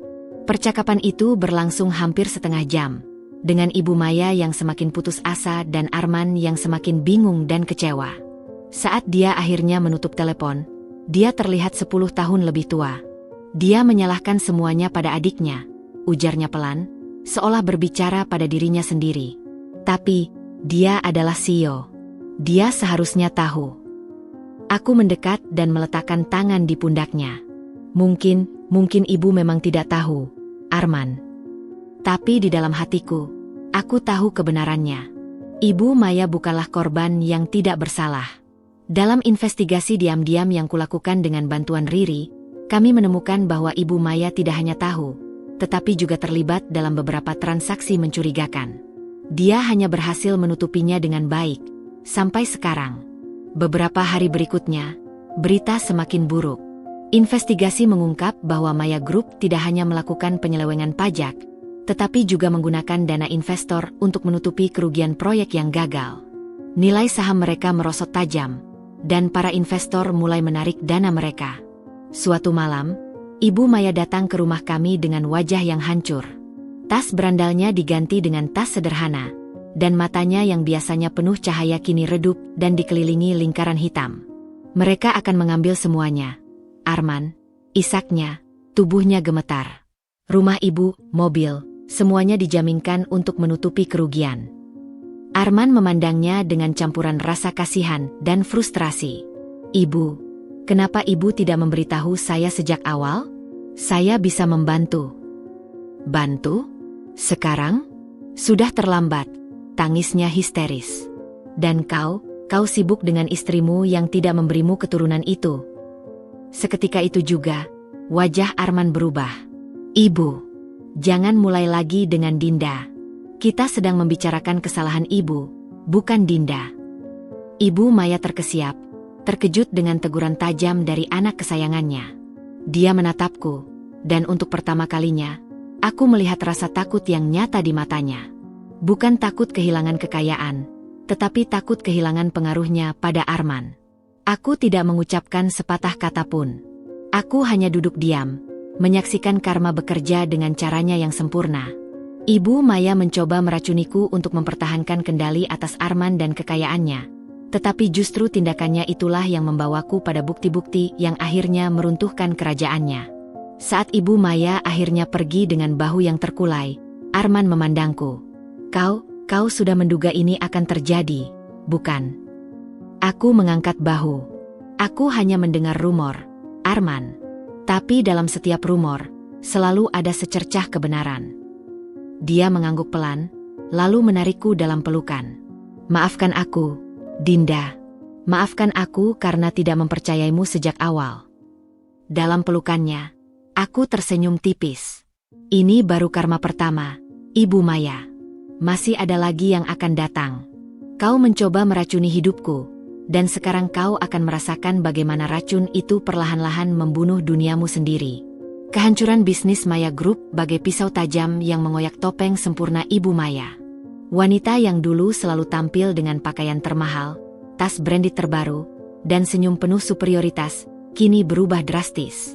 Dia masih datang ke rumah kami, tapi bukan lagi sebagai mertua yang mendominasi, melainkan sebagai pengungsi yang mencari perlindungan. Setiap kunjungannya diwarnai dengan ratapan dan tuduhan, dan semakin lama, topeng kewibawaannya semakin terkikis, menunjukkan wajah aslinya yang putus asa dan penuh kebencian. Suatu sore, dia datang dengan mata bengkak dan pakaian yang tidak terlihat disetrika dengan rapi.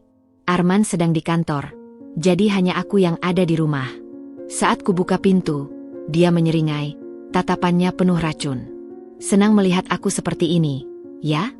Sergahnya langsung, mendorongku dan masuk tanpa diundang. Selamat sore, Ibu, sambutku dingin, menutup pintu. Arman belum pulang. Dia tidak perlu ada. Aku datang untukmu, hardiknya, melemparkan tasnya ke sofa. Kau pikir aku tidak tahu? Kau yang berada di balik semua ini. Aku mengangkat alis, berpura-pura tidak mengerti. Apa maksud Ibu? Saya tidak mengerti. Jangan berpura-pura bodoh, teriaknya, wajahnya memerah. Semua ini mulai terjadi setelah kejadian teh itu. Kau yang menyebarkan rumor tentang perusahaan kami. Kau yang menghasut Arman melawan aku. Aku menyilangkan tangan, berdiri tegak di hadapannya. Ibulah yang mencoba meracuniku. Ibulah yang berbohong pada Arman. Dan sekarang, ketika kebohongan Ibu terbongkar, Ibu butuh kambing hitam. Dia mendekatiku, jari telunjuknya menunjuk-nunjuk wajahku. Dengarkan baik-baik, gadis kecil. Aku membangun kerajaanku dari nol. Aku tidak akan membiarkan orang sepertimu meruntuhkannya. Kerajaan Ibu dibangun di atas kebohongan dan penyelewengan. Bukan? Balasku tenang, meski jantung berdebar. Dan sekarang kerajaan itu runtuh karena fondasinya rapuh. Ibu Maya mengeluarkan suara geram, seperti binatang yang terluka. Kau pembawa sial. Sejak kau masuk ke keluarga kami, segalanya menjadi buruk. Lihatlah apa yang terjadi pada bisnis kami. Lihatlah bagaimana Arman berubah. Apa yang terjadi pada bisnis Ibu adalah konsekuensi dari tindakan Ibu sendiri. Dan Arman tidak berubah, Ibu. Dia hanya mulai melihat kebenaran. Kebenaran? Ejeknya, tertawa pahit. Kebenaran adalah bahwa kau tidak pantas untuk anakku. Kau tidak berasal dari keluarga yang baik, kau tidak membawa apa-apa untuknya. Dan sampai sekarang perutmu tidak juga membesar. Kau tidak berguna. Kali ini, sengatannya tidak lagi menyakitkan. Aku hanya memandangnya dengan iba. Ibu, apakah Ibu mendengarkan diri Ibu sendiri? Ibu sedang kehilangan segalanya. Dan yang bisa Ibu lakukan hanyalah menyalahkan orang lain dan menghina menantu Ibu sendiri. Sedih. Dia terkesiap, lalu wajahnya berkerut. Air mata, kali ini sepertinya asli, mulai mengalir. Kau tidak mengerti, segalanya, semuanya hilang. Apa yang Ibu harapkan? Tanyaku, suara lebih lembut. Ibu mencoba membunuhku. Apa Ibu pikir tidak akan ada konsekuensinya? Dia mengangkat wajahnya, matanya merah dan penuh kebencian. Aku tidak mencoba membunuhmu. Itu hanya obat. Obat yang bisa menyebabkan kelumpuhan saraf? Obat yang disimpan dalam bungkusan rahasia dan dicampurkan diam-diam. Aku menggeleng. Ibu mungkin bisa membohongi Arman, tapi Ibu tidak bisa membohongi saya. Tiba-tiba, dia berlutut. Tolong hentikan ini. Katakan pada Arman untuk membantu aku. Dia akan mendengarkanmu sekarang. Aku memandangnya, wanita yang dulu begitu perkasa, kini merengek di kakiku. Tapi aku tahu, ini bukan penyesalan. Ini adalah keputusasaan. Saya tidak melakukan apa-apa untuk memulai ini, Ibu. Jadi saya tidak bisa menghentikannya. Aku mengambil langkah mundur. Dan Arman akan membuat keputusannya sendiri. Dia bukan boneka yang bisa kita kendalikan. Dia terduduk di lantai, tangisnya semakin menjadi. Dia adalah anakku, satu-satunya. Dan sebagai anak Ibu, Mungkin dia pantas mengetahui kebenaran tentang ibunya. Jawabku lembut sebelum berbalik dan meninggalkannya sendirian di ruang tamu. Beberapa jam kemudian, Arman pulang. Dia menemukan ibunya masih di sana. Wajahnya bengkak dan ruangan berantakan. Aku tidak memberitahunya tentang pertengkaran kami, tapi dari tatapan ibunya yang penuh kebencian saat memandangku, dia bisa menebak sebagian. "Ibu, ayo saya antar pulang," ujarnya dengan suara lelah. Saat mereka pergi, aku berdiri di jendela, menyaksikan Arman membantu ibunya yang lemah masuk ke mobil. Topeng Ibu Maya telah terkoyak, menunjukkan kerapuhan dan kejahatan di baliknya. Tapi ini belum berakhir. Aku tahu dia tidak akan menyerah begitu saja. Dan aku juga tidak akan berhenti sampai Karma selesai menjalankan tugasnya. Kebenaran telah membebaskanku, dan sekarang, kebenaran yang sama yang akan menghancurkannya. Beberapa minggu setelah kehancuran Maya Group, ketegangan di rumah kami mencapai titik didih yang baru. Arman pulang lebih awal hari itu, wajahnya tampak lebih tua dari usianya yang 35 tahun. Dia melemparkan koper kerjanya ke sofa dan menatapku dengan ekspresi yang belum pernah kulihat sebelumnya. Sebuah campuran antara kelelahan, kekecewaan, dan tekad. "Dinda, kita perlu bicara." "Serius," ucapnya, suaranya berat. "Tentang ibu, tentang segala sesuatu." Aku mengangguk, hatiku berdebar. Apakah akhirnya dia siap mendengarkan kebenaran seutuhnya? Atau apakah Ibu Maya telah memutar otaknya lagi dengan kebohongan baru? Kami duduk di ruang keluarga, cahaya senja menyoroti wajahnya yang tegang. "Ibu datang ke kantorku tadi," mulainya, tangannya meremas-remas. "Dia meminta uang banyak untuk melunasi beberapa orang, agar investigasi dihentikan." Aku menarik napas dalam. "Dan apa jawabanmu?" Aku menolak.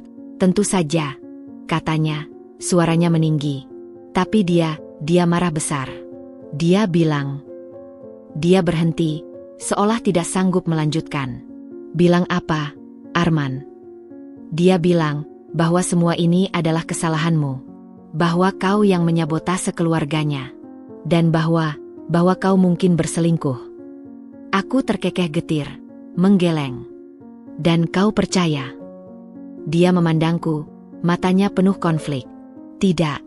Tapi, ini sudah keterlaluan, Dinda. Aku lelah. Aku lelah dengan semua kebohongan, semua drama." Dia menarik napas dalam. "Aku butuh kebenaran. Sekarang." "Apa yang sebenarnya terjadi dengan teh itu? Apa ibu benar-benar mencoba membunuhmu?" Saatnya telah tiba. Aku berdiri dan mengambil laptopku. "Ada sesuatu yang harus kau lihat, Arman." Aku membuka folder rahasia yang berisi semua bukti yang kukumpulkan selama ini. Rekaman percakapan, foto-foto dokumen, dan yang terpenting, rekaman dari hari teh beracun itu. Aku memutar rekaman suara yang kudapat dari perekam kecil yang kusembunyikan di ruang tamu. Suara Ibu Maya terdengar jelas, mendesakku untuk minum teh. Lalu, kepanikannya saat Vira yang meminumnya. Terdengar jelas ketakutan yang tidak wajar dalam suaranya. Arman mendengarkan dengan wajah yang semakin pucat. Ini. "Tunggu," bisikku, membuka file berikutnya. Ini adalah rekaman dari percakapan kami beberapa hari setelahnya. Saat dia meminta maaf dengan alasan obat peluntur. "Obat peluntur tidak akan menyebabkan kelumpuhan saraf, Arman," ucapku lembut. "Dan ini." Kuambil selembar kertas dari laci. "Ini adalah hasil analisis laboratorium dari bubuk yang kusimpan. Racun saraf, seperti yang kukatakan." Dia mengambil kertas itu, tangannya gemetar. Matanya menyapu setiap kata, setiap istilah medis yang mengerikan. Tuhan, dia benar-benar. Dan itu belum semuanya. Aku membuka file terakhir, beberapa foto yang kudapatkan dari album tua, ditambah dokumen yang menunjukkan keterlibatan Ibu Maya dalam penyelewengan dana, meski dia berusaha menyalahkan adiknya. Dia bukan korban dalam bisnis ini, Arman. Dia adalah pelaku. Dia membohongimu tentang segalanya. Arman terdiam lama sekali. Dia memandangi semua bukti di depannya, lalu menutup wajah dengan kedua tangan. Bahunya berguncang. Selama ini, aku membela dia. Aku tidak mempercayaimu, istriku sendiri. Suaranya tercekik.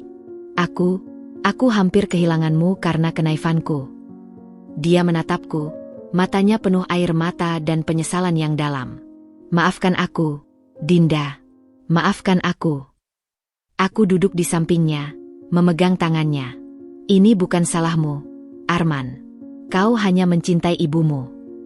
Tapi seharusnya aku berada di pihakmu. Kau adalah istriku. Kau adalah masa depanku. Dia menarik napas dalam. Aku harus mengakhiri ini. Sekarang. Dia mengambil teleponnya dan memencet nomor Ibu Maya. Saat suara Ibu Maya terdengar di seberang, masih dengan nada meminta, Arman menyela. Ibu, saya tahu segalanya. Suaranya tegas, tapi sedih. Tentang racun. Tentang kebohongan. Tentang segalanya. Suara Ibu Maya di seberang terdengar membeku, lalu mulai membela diri dengan panik. Arman, dia membohongimu. Itu semua.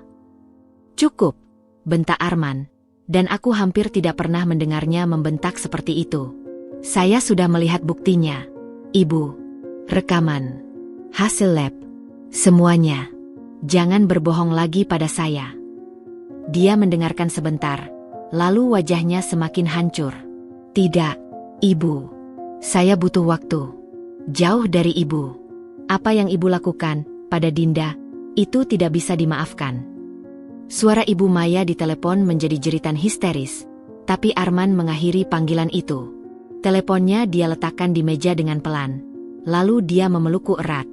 Aku minta maaf, bisiknya lagi, suaranya pecah. Aku berjanji, tidak akan ada lagi kebohongan antara kita. Dalam pelukannya, aku merasa lega yang luar biasa. Kebenaran akhirnya terungkap. Tapi di balik kelegaan itu, aku tahu ini bukan akhir. Ibu Maya tidak akan menerima kekalahan ini dengan diam. Tapi setidaknya sekarang, aku tidak lagi berjuang sendirian. Kebenaran telah membebaskan suamiku, dan bersama, kami akan menghadapi apapun yang datang. Hari-hari setelah pengakuan Arman terasa seperti pembersihan jiwa bagi kami berdua. Untuk pertama kalinya dalam pernikahan kami, tidak ada lagi rahasia gelap yang menggantung antara kami.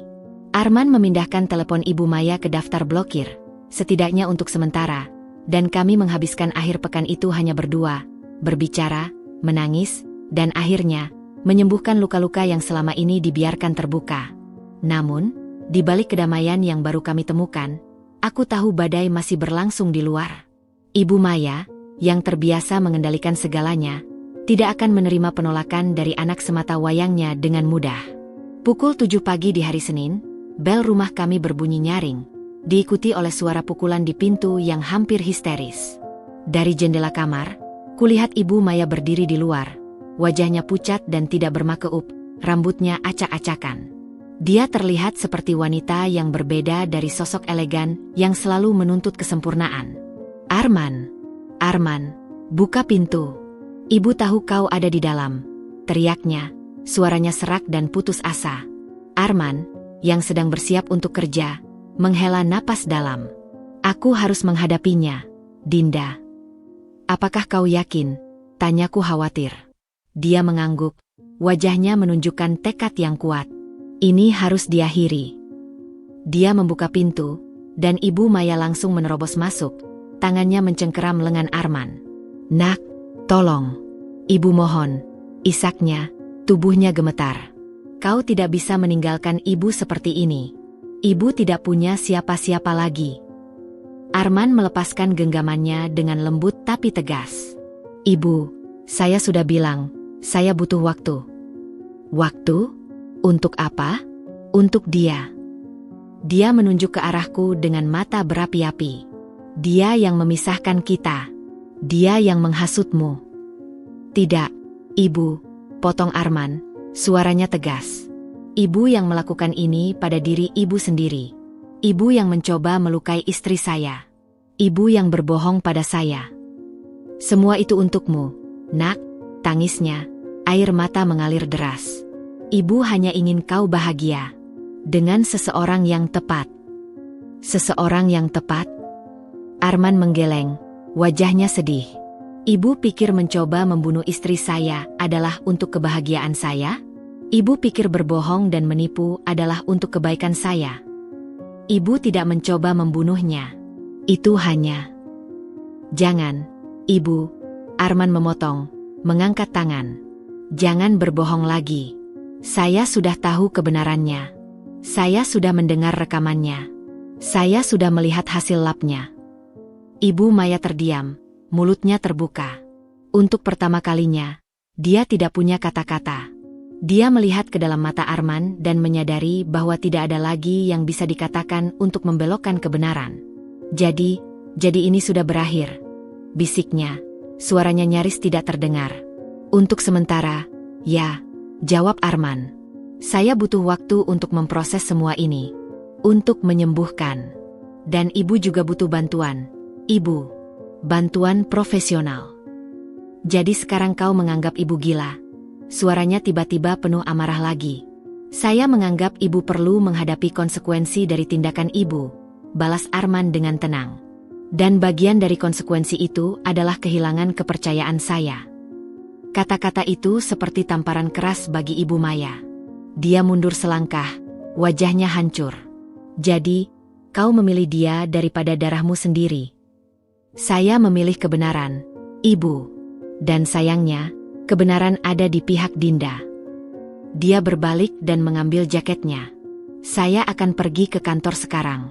Tolong, Ibu, jangan datang ke sini lagi sampai saya yang menghubungi Ibu. Arman berjalan ke pintu, lalu menoleh padaku. Aku akan pulang tepat waktu malam ini, sayang. Aku mengangguk, dan dia pergi, meninggalkan aku dan Ibu Maya sendirian di ruang tamu. Dia menatapku, dan untuk pertama kalinya, tidak ada kebencian di matanya. Yang ada hanyalah kekosongan yang menyedihkan. Kau menang, bisiknya, suaranya hampa. Kau akhirnya merebut anakku dariku. Aku tidak merebut siapa-siapa, Ibu, jawabku lembut. Arman membuat pilihannya sendiri. Seperti ibu membuat pilihan ibu. Dia mengangguk pelan, lalu berbalik dan berjalan keluar tanpa kata-kata lagi.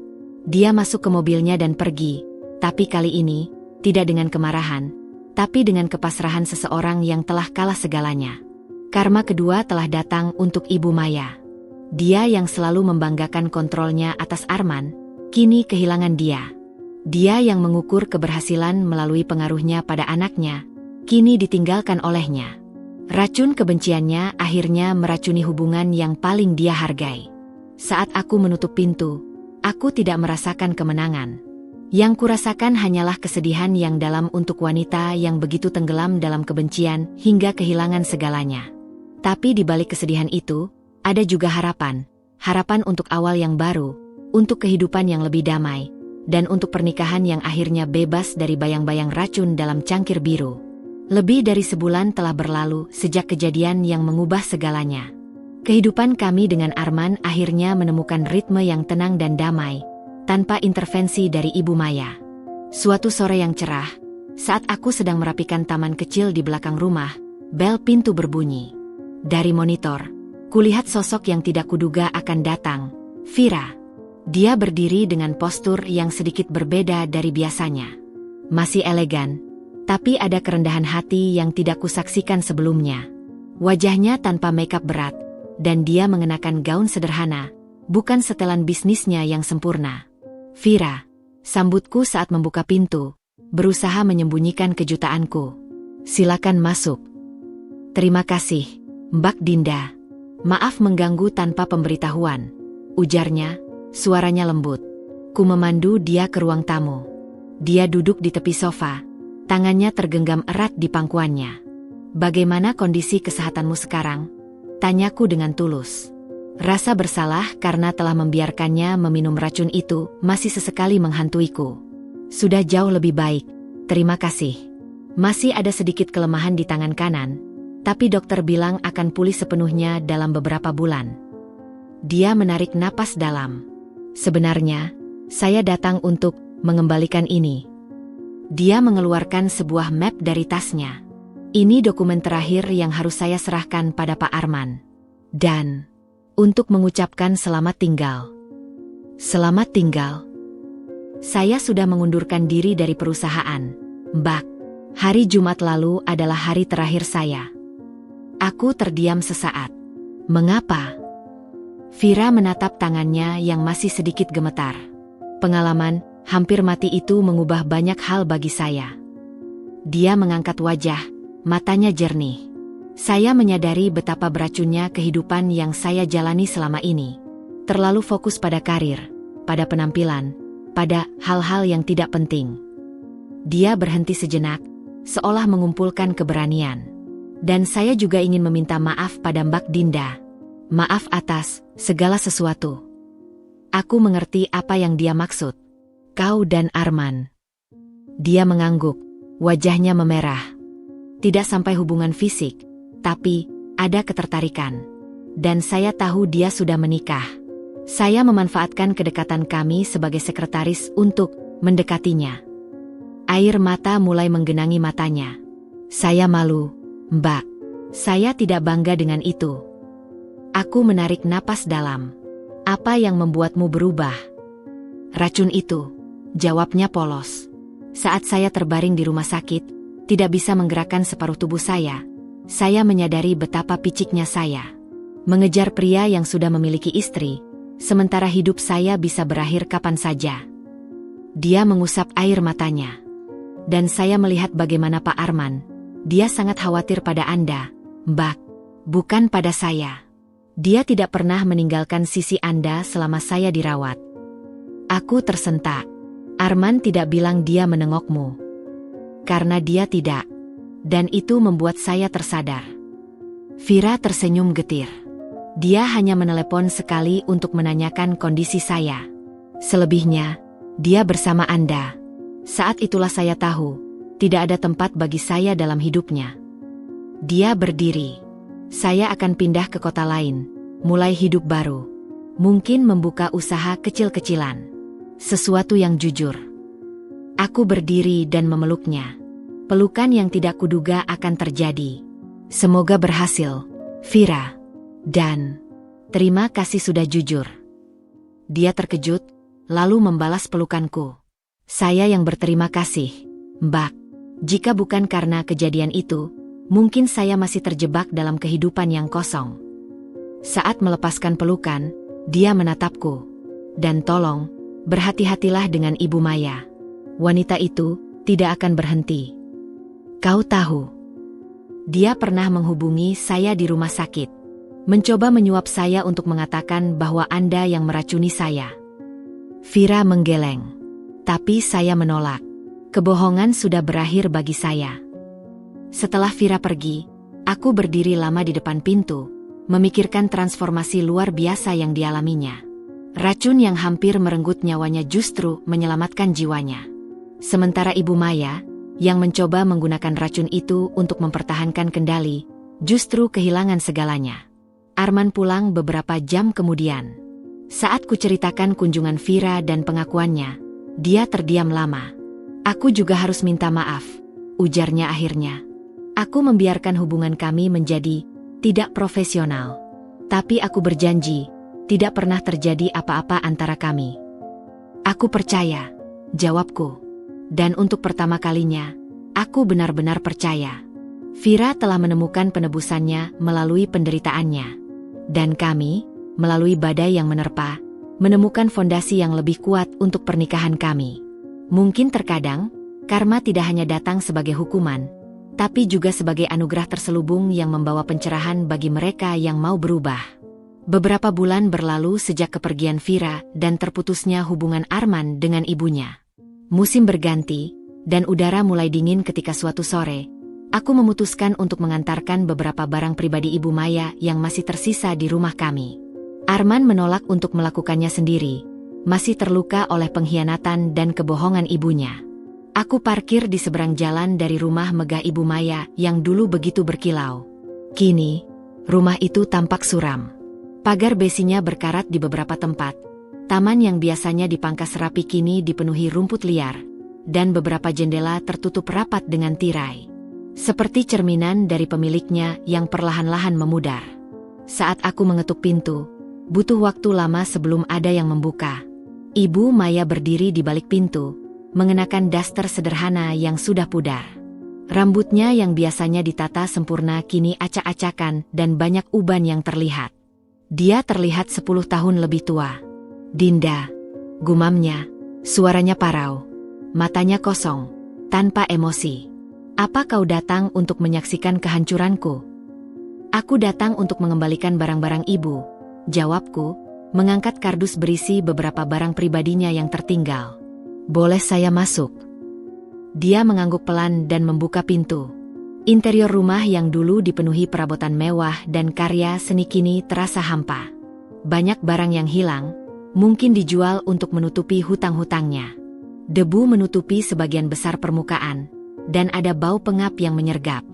"Rumah ini terlalu besar untuk seorang diri," ucap Ibu Maya, seperti membaca pikiranku. Dia menunjuk ke sofa di ruang tamu yang dahulu begitu megah. "Duduklah." Aku menempatkan kardus di lantai dan duduk. Dia duduk di seberangku, tangannya terlihat keriput dan gemetar. "Arman, bagaimana keadaannya?" tanyanya, mencoba terdengar tidak peduli, tapi gagal. "Dia baik-baik saja. Pekerjaannya lancar." Aku berhenti sebentar. Dia merindukan ibu, tapi dia butuh waktu. Ibu Maya mengangguk, matanya berkaca-kaca. "Dulu, rumah ini penuh tawa. Saat Arman masih kecil." Dia memandang sekeliling ruangan, seolah melihat bayangan masa lalu. "Sekarang, hanya ada keheningan. Telepon tidak pernah berdering. Tidak ada tamu." Apakah ada yang membantu ibu di sini? Pembantu? Atau keluarga lain?" "Dulu ada. Tapi aku tidak bisa membayar mereka lagi." "Keluarga?" "Mereka menjauhiku seperti aku penyakit. Mereka menyalahkanku atas kehancuran bisnis keluarga." Dia tertawa pahit. "Mereka lupa betapa banyak yang telah kuberi mereka ketika aku berkuasa." Dia menatapku. "Kau bahagia melihatku seperti ini?" "Puas." Aku menggeleng. "Tidak, Ibu. Aku tidak merasa bahagia. Aku hanya sedih. Sedih bahwa segalanya harus berakhir seperti ini." "Kau pikir aku menginginkan ini?" Suaranya tiba-tiba bergetar. "Aku melakukan semuanya untuk Arman. Untuk memastikan dia memiliki warisan yang kuat. Untuk melindunginya." "Tapi dengan cara apa, Ibu?" tanyaku lembut. "Dengan racun? Dengan kebohongan? Itukah warisan yang ingin ibu tinggalkan?" Dia menunduk, air mata jatuh ke tangannya yang keriput. Aku tidak tahu lagi. Aku terjebak. Semakin tua, semakin aku takut kehilangan segalanya. Takut ditinggalkan." Dia menarik napas dalam. "Dan lihatlah sekarang. Justru itulah yang terjadi." Dia berdiri dan berjalan ke meja tua di sudut ruangan. Di atasnya ada foto Arman kecil di pangkuannya. "Dia adalah segalanya bagiku. Dan sekarang dia pergi. Bukan berarti dia tidak mencintai ibu lagi," kataku. "Tapi ibu melukai dia dengan dalam.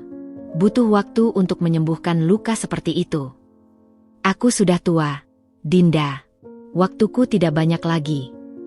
Dia menatapku, dan untuk pertama kalinya, tidak ada kebencian atau kemarahan di matanya. Hanya penyesalan yang dalam dan menyakitkan. Tolong katakan padanya, bahwa ibunya mencintainya. Bahwa ibunya menyesal." Aku mengangguk. "Aku akan menyampaikannya." Saat aku bersiap untuk pergi, dia memegang lenganku. "Dinda, maafkan aku. Untuk segalanya." Aku memandang wanita renta di depanku, yang dulu begitu perkasa dan kini hancur oleh keserakahannya sendiri. Aku sudah memaafkan ibu. Dan yang mengejutkanku, itu adalah kebenaran. Di dalam mobil, aku memandang rumah tua itu sekali lagi sebelum pergi. Karma ketiga dan terberat untuk Ibu Maya bukanlah kehilangan kekayaan atau pengaruhnya. Itu adalah kesepian. Menyadari kesalahannya ketika semuanya sudah terlambat, terkurung dalam kenangan akan masa kejayaannya, dan yang paling menyakitkan, menyadari bahwa tindakannya sendirilah yang mengusir orang yang paling dia cintai. Dia mencoba meracuni masa depanku, tapi justru meracuni masa tuanya sendiri. Dan dalam kesepian itu, Mungkin dia akhirnya menemukan kebenaran yang selama ini dia hindari, bahwa cinta tidak bisa dipaksakan dengan racun atau kebohongan, dan bahwa karma selalu datang untuk mereka yang mencoba memainkan peran Tuhan dalam hidup orang lain. Malam setelah kunjunganku ke rumah Ibu Maya, aku duduk bersama Arman di balkon kamar kami, memandang gemerlap lampu kota yang berkedip-kedip di kejauhan. Udara malam yang sejuk terasa menyejukkan, cocok dengan percakapan berat yang akan kami lakukan. Aku mengunjungi ibumu hari ini, ucapku, memecah keheningan yang nyaman antara kami. Arman menegakkan badannya, wajahnya menunjukkan campuran keingintahuan dan kehati-hatian. Kenapa? Apa yang terjadi? Apakah dia? Dia baik-baik saja. Secara fisik, cepat-cepat kuterangkan. Tapi, dia sangat kesepian. Arman, rumah itu, seperti kuburan baginya. Aku menceritakan semua yang kulihat dan dengar. Rumah yang terbengkalai, Ibu Maya yang menua dan rapuh, penyesalannya yang tulus. Arman mendengarkan dengan wajah yang semakin keruh, tangannya menggenggam erat gelas kopinya. Dia memintaku untuk menyampaikan bahwa dia mencintaimu dan menyesal. Tambahku lembut. Arman menghela napas panjang, memandang jauh ke langit malam. Aku tidak tahu harus merasa apa, Dinda. Di satu sisi, dia adalah ibuku. Di sisi lain, apa yang dia lakukan padamu? Dia mengguncang kepalanya. Terkadang aku masih bermimpi buruk tentang itu. Bermimpi kehilanganmu. Aku memegang tangannya. Aku tahu. Tapi menyaksikannya sendiri hari ini, aku menyadari sesuatu. Kebencian dan dendam hanya akan meracuni kita seperti racun itu meracuni dia. Kita tidak bisa membiarkan masa lalu membentuk masa depan kita. Dia menatapku, matanya berbinar dalam cahaya remang-remang. Apa yang kau usulkan? Aku pikir kita perlu babak baru, Arman. Benar-benar baru. Aku mengambil napas dalam. Bagaimana kalau kita pindah ke kota lain?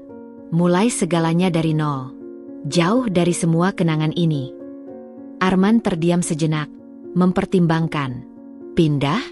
Tapi pekerjaanku di sini, rumah kita. Kau bisa bekerja dari mana saja, dan rumah ini penuh dengan hantu, sayang. Setiap sudutnya mengingatkan kita pada hal-hal yang ingin kita tinggalkan. Dia mengangguk pelan. Kau benar. Tapi, bagaimana dengan ibu? Ini bukan tentang meninggalkannya selamanya. Tapi kita butuh ruang untuk bernapas, untuk membangun kehidupan kita sendiri tanpa bayang-bayang masa lalu. Aku berhenti sebentar. Dan mungkin, dengan jarak, kau bisa mulai memaafkannya. Bukan untuk dia, tapi untuk dirimu sendiri. Arman memandangiku lama sekali, lalu senyum kecil muncul di bibirnya. Kau tahu, terkadang aku merasa kau adalah orang paling bijaksana yang pernah kutemui. Dia menarik kursinya mendekat dan memelukku. Baiklah, mari kita lakukan. Mari kita mulai babak baru. Keputusan itu seperti melepas beban berat dari pundak kami. Dalam beberapa minggu berikutnya, semangat baru mengisi rumah kami. Arman mulai berbicara dengan perusahaannya tentang kemungkinan bekerja jarak jauh. Sementara aku mulai membereskan rumah dan mencari kota tujuan yang cocok. Kami memilih sebuah kota kecil di dekat pegunungan yang terkenal dengan komunitas seninya yang berkembang pesat. Aku bahkan sudah menghubungi sebuah galeri seni kecil yang tertarik untuk memamerkan karyaku. Lihat, Dinda, ucap Arman suatu malam, menunjukkan padaku sebuah rumah cantik dengan studio seni di belakangnya yang dia temukan secara online. Ini seperti dibuat untuk kita. Rumah itu sederhana tapi penuh karakter, dengan taman yang luas dan pemandangan gunung. Jauh berbeda dari rumah mewah kami yang sekarang. Tapi justru itulah yang kami cari, sesuatu yang benar-benar baru, yang mencerminkan siapa kami sebenarnya, bukan yang diharapkan orang lain. Pada hari terakhir kami di rumah lama, saat kardus-kardus sudah berjejal di ruang tamu, Arman mendapat telepon dari pengacara Ibu Maya. Setelah menutup telepon, dia mendekatiku. Ibu, dia menjual rumahnya. Dia akan pindah ke apartemen kecil di dekat saudaranya. Wajahnya sedih, tapi ada penerimaan di sana. Dia bilang, semoga kita bahagia di kehidupan baru kita. Apakah kau ingin menemuinya sebelum kita pergi? Tanyaku. Dia memikirkan sejenak, lalu menggeleng. Belum siap. Tapi suatu hari nanti, mungkin, setelah luka ini tidak lagi terasa begitu perih. Saat kami meninggalkan rumah itu untuk terakhir kalinya, aku memandang cangkir biru bermotif emas yang sengaja kutinggalkan di lemari. Biarlah ia tinggal di sana, bersama semua kenangan pahit lainnya. Kami tidak membawanya ke kehidupan baru kami. Di dalam mobil, saat kami mulai mengemudi meninggalkan kota, Arman memegang tanganku. Siap untuk babak baru, Nyonya Arman. Aku tersenyum, perasaan lega dan harapan membanjiri diriku. Siap, Tuan Arman. Mereka mencoba meracuni kami, tapi justru racun itulah yang membawa kami pada kebebasan. Mereka mencoba memisahkan kami, tapi justru membuat ikatan kami semakin kuat. Dan sekarang, kami akan membuktikan bahwa dari puing-puing rencana jahat mereka, kami bisa membangun sesuatu yang lebih baik, lebih murni, dan penuh cinta. Babak baru telah dimulai. 6 bulan telah berlalu sejak kami tiba di kota baru kami. Rumah dengan studio seni di belakangnya kini telah berubah menjadi rumah sejati, dipenuhi tawa dan kehidupan. Pagi ini, sinar matahari masuk melalui jendela studioku, menerangi kanvas di depanku dan perutku yang mulai membulat. Kehamilan 5 bulan ini adalah kejutan terindah dalam babak baru kehidupan kami. Dinda, apakah kau butuh teh? Suara Arman memecah konsentrasiku.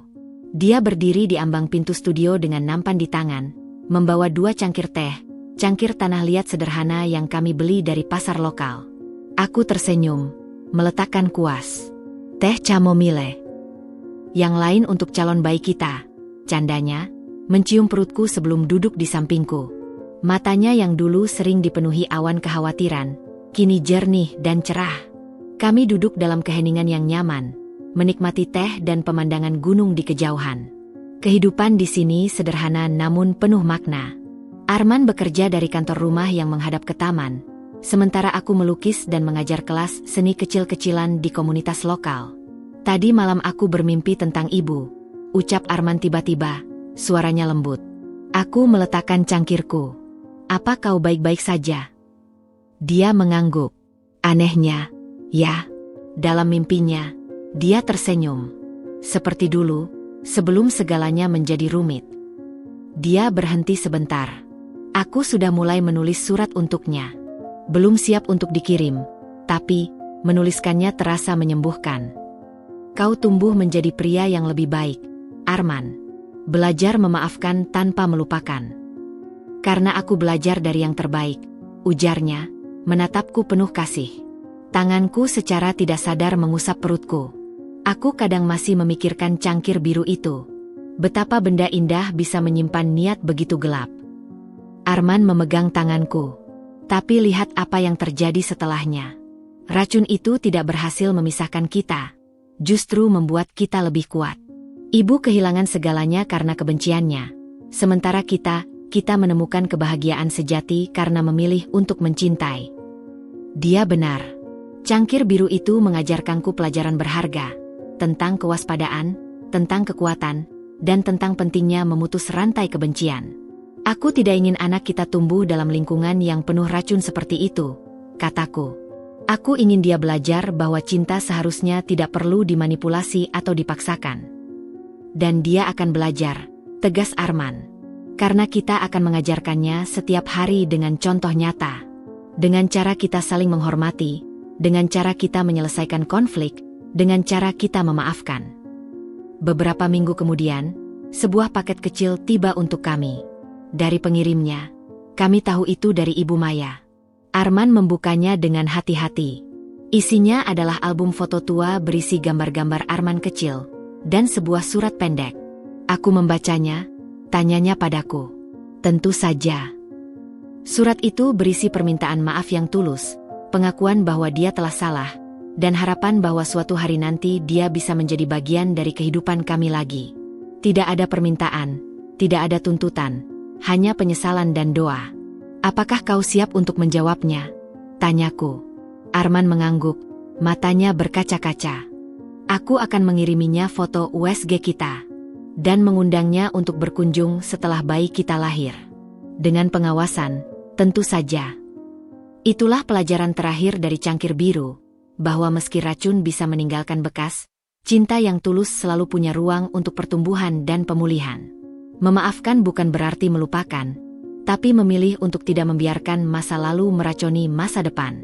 Saat matahari terbenam menyinari studio kami, kuletakkan kuas di atas kanvas yang hampir selesai, lukisan sebuah cangkir biru retak yang darinya tumbuh bunga-bunga liar yang indah. Retak-retaknya tidak disembunyikan, justru dirayakan sebagai bagian dari keindahannya. Untuk bayi kita, bisikku pada perutku yang membesar.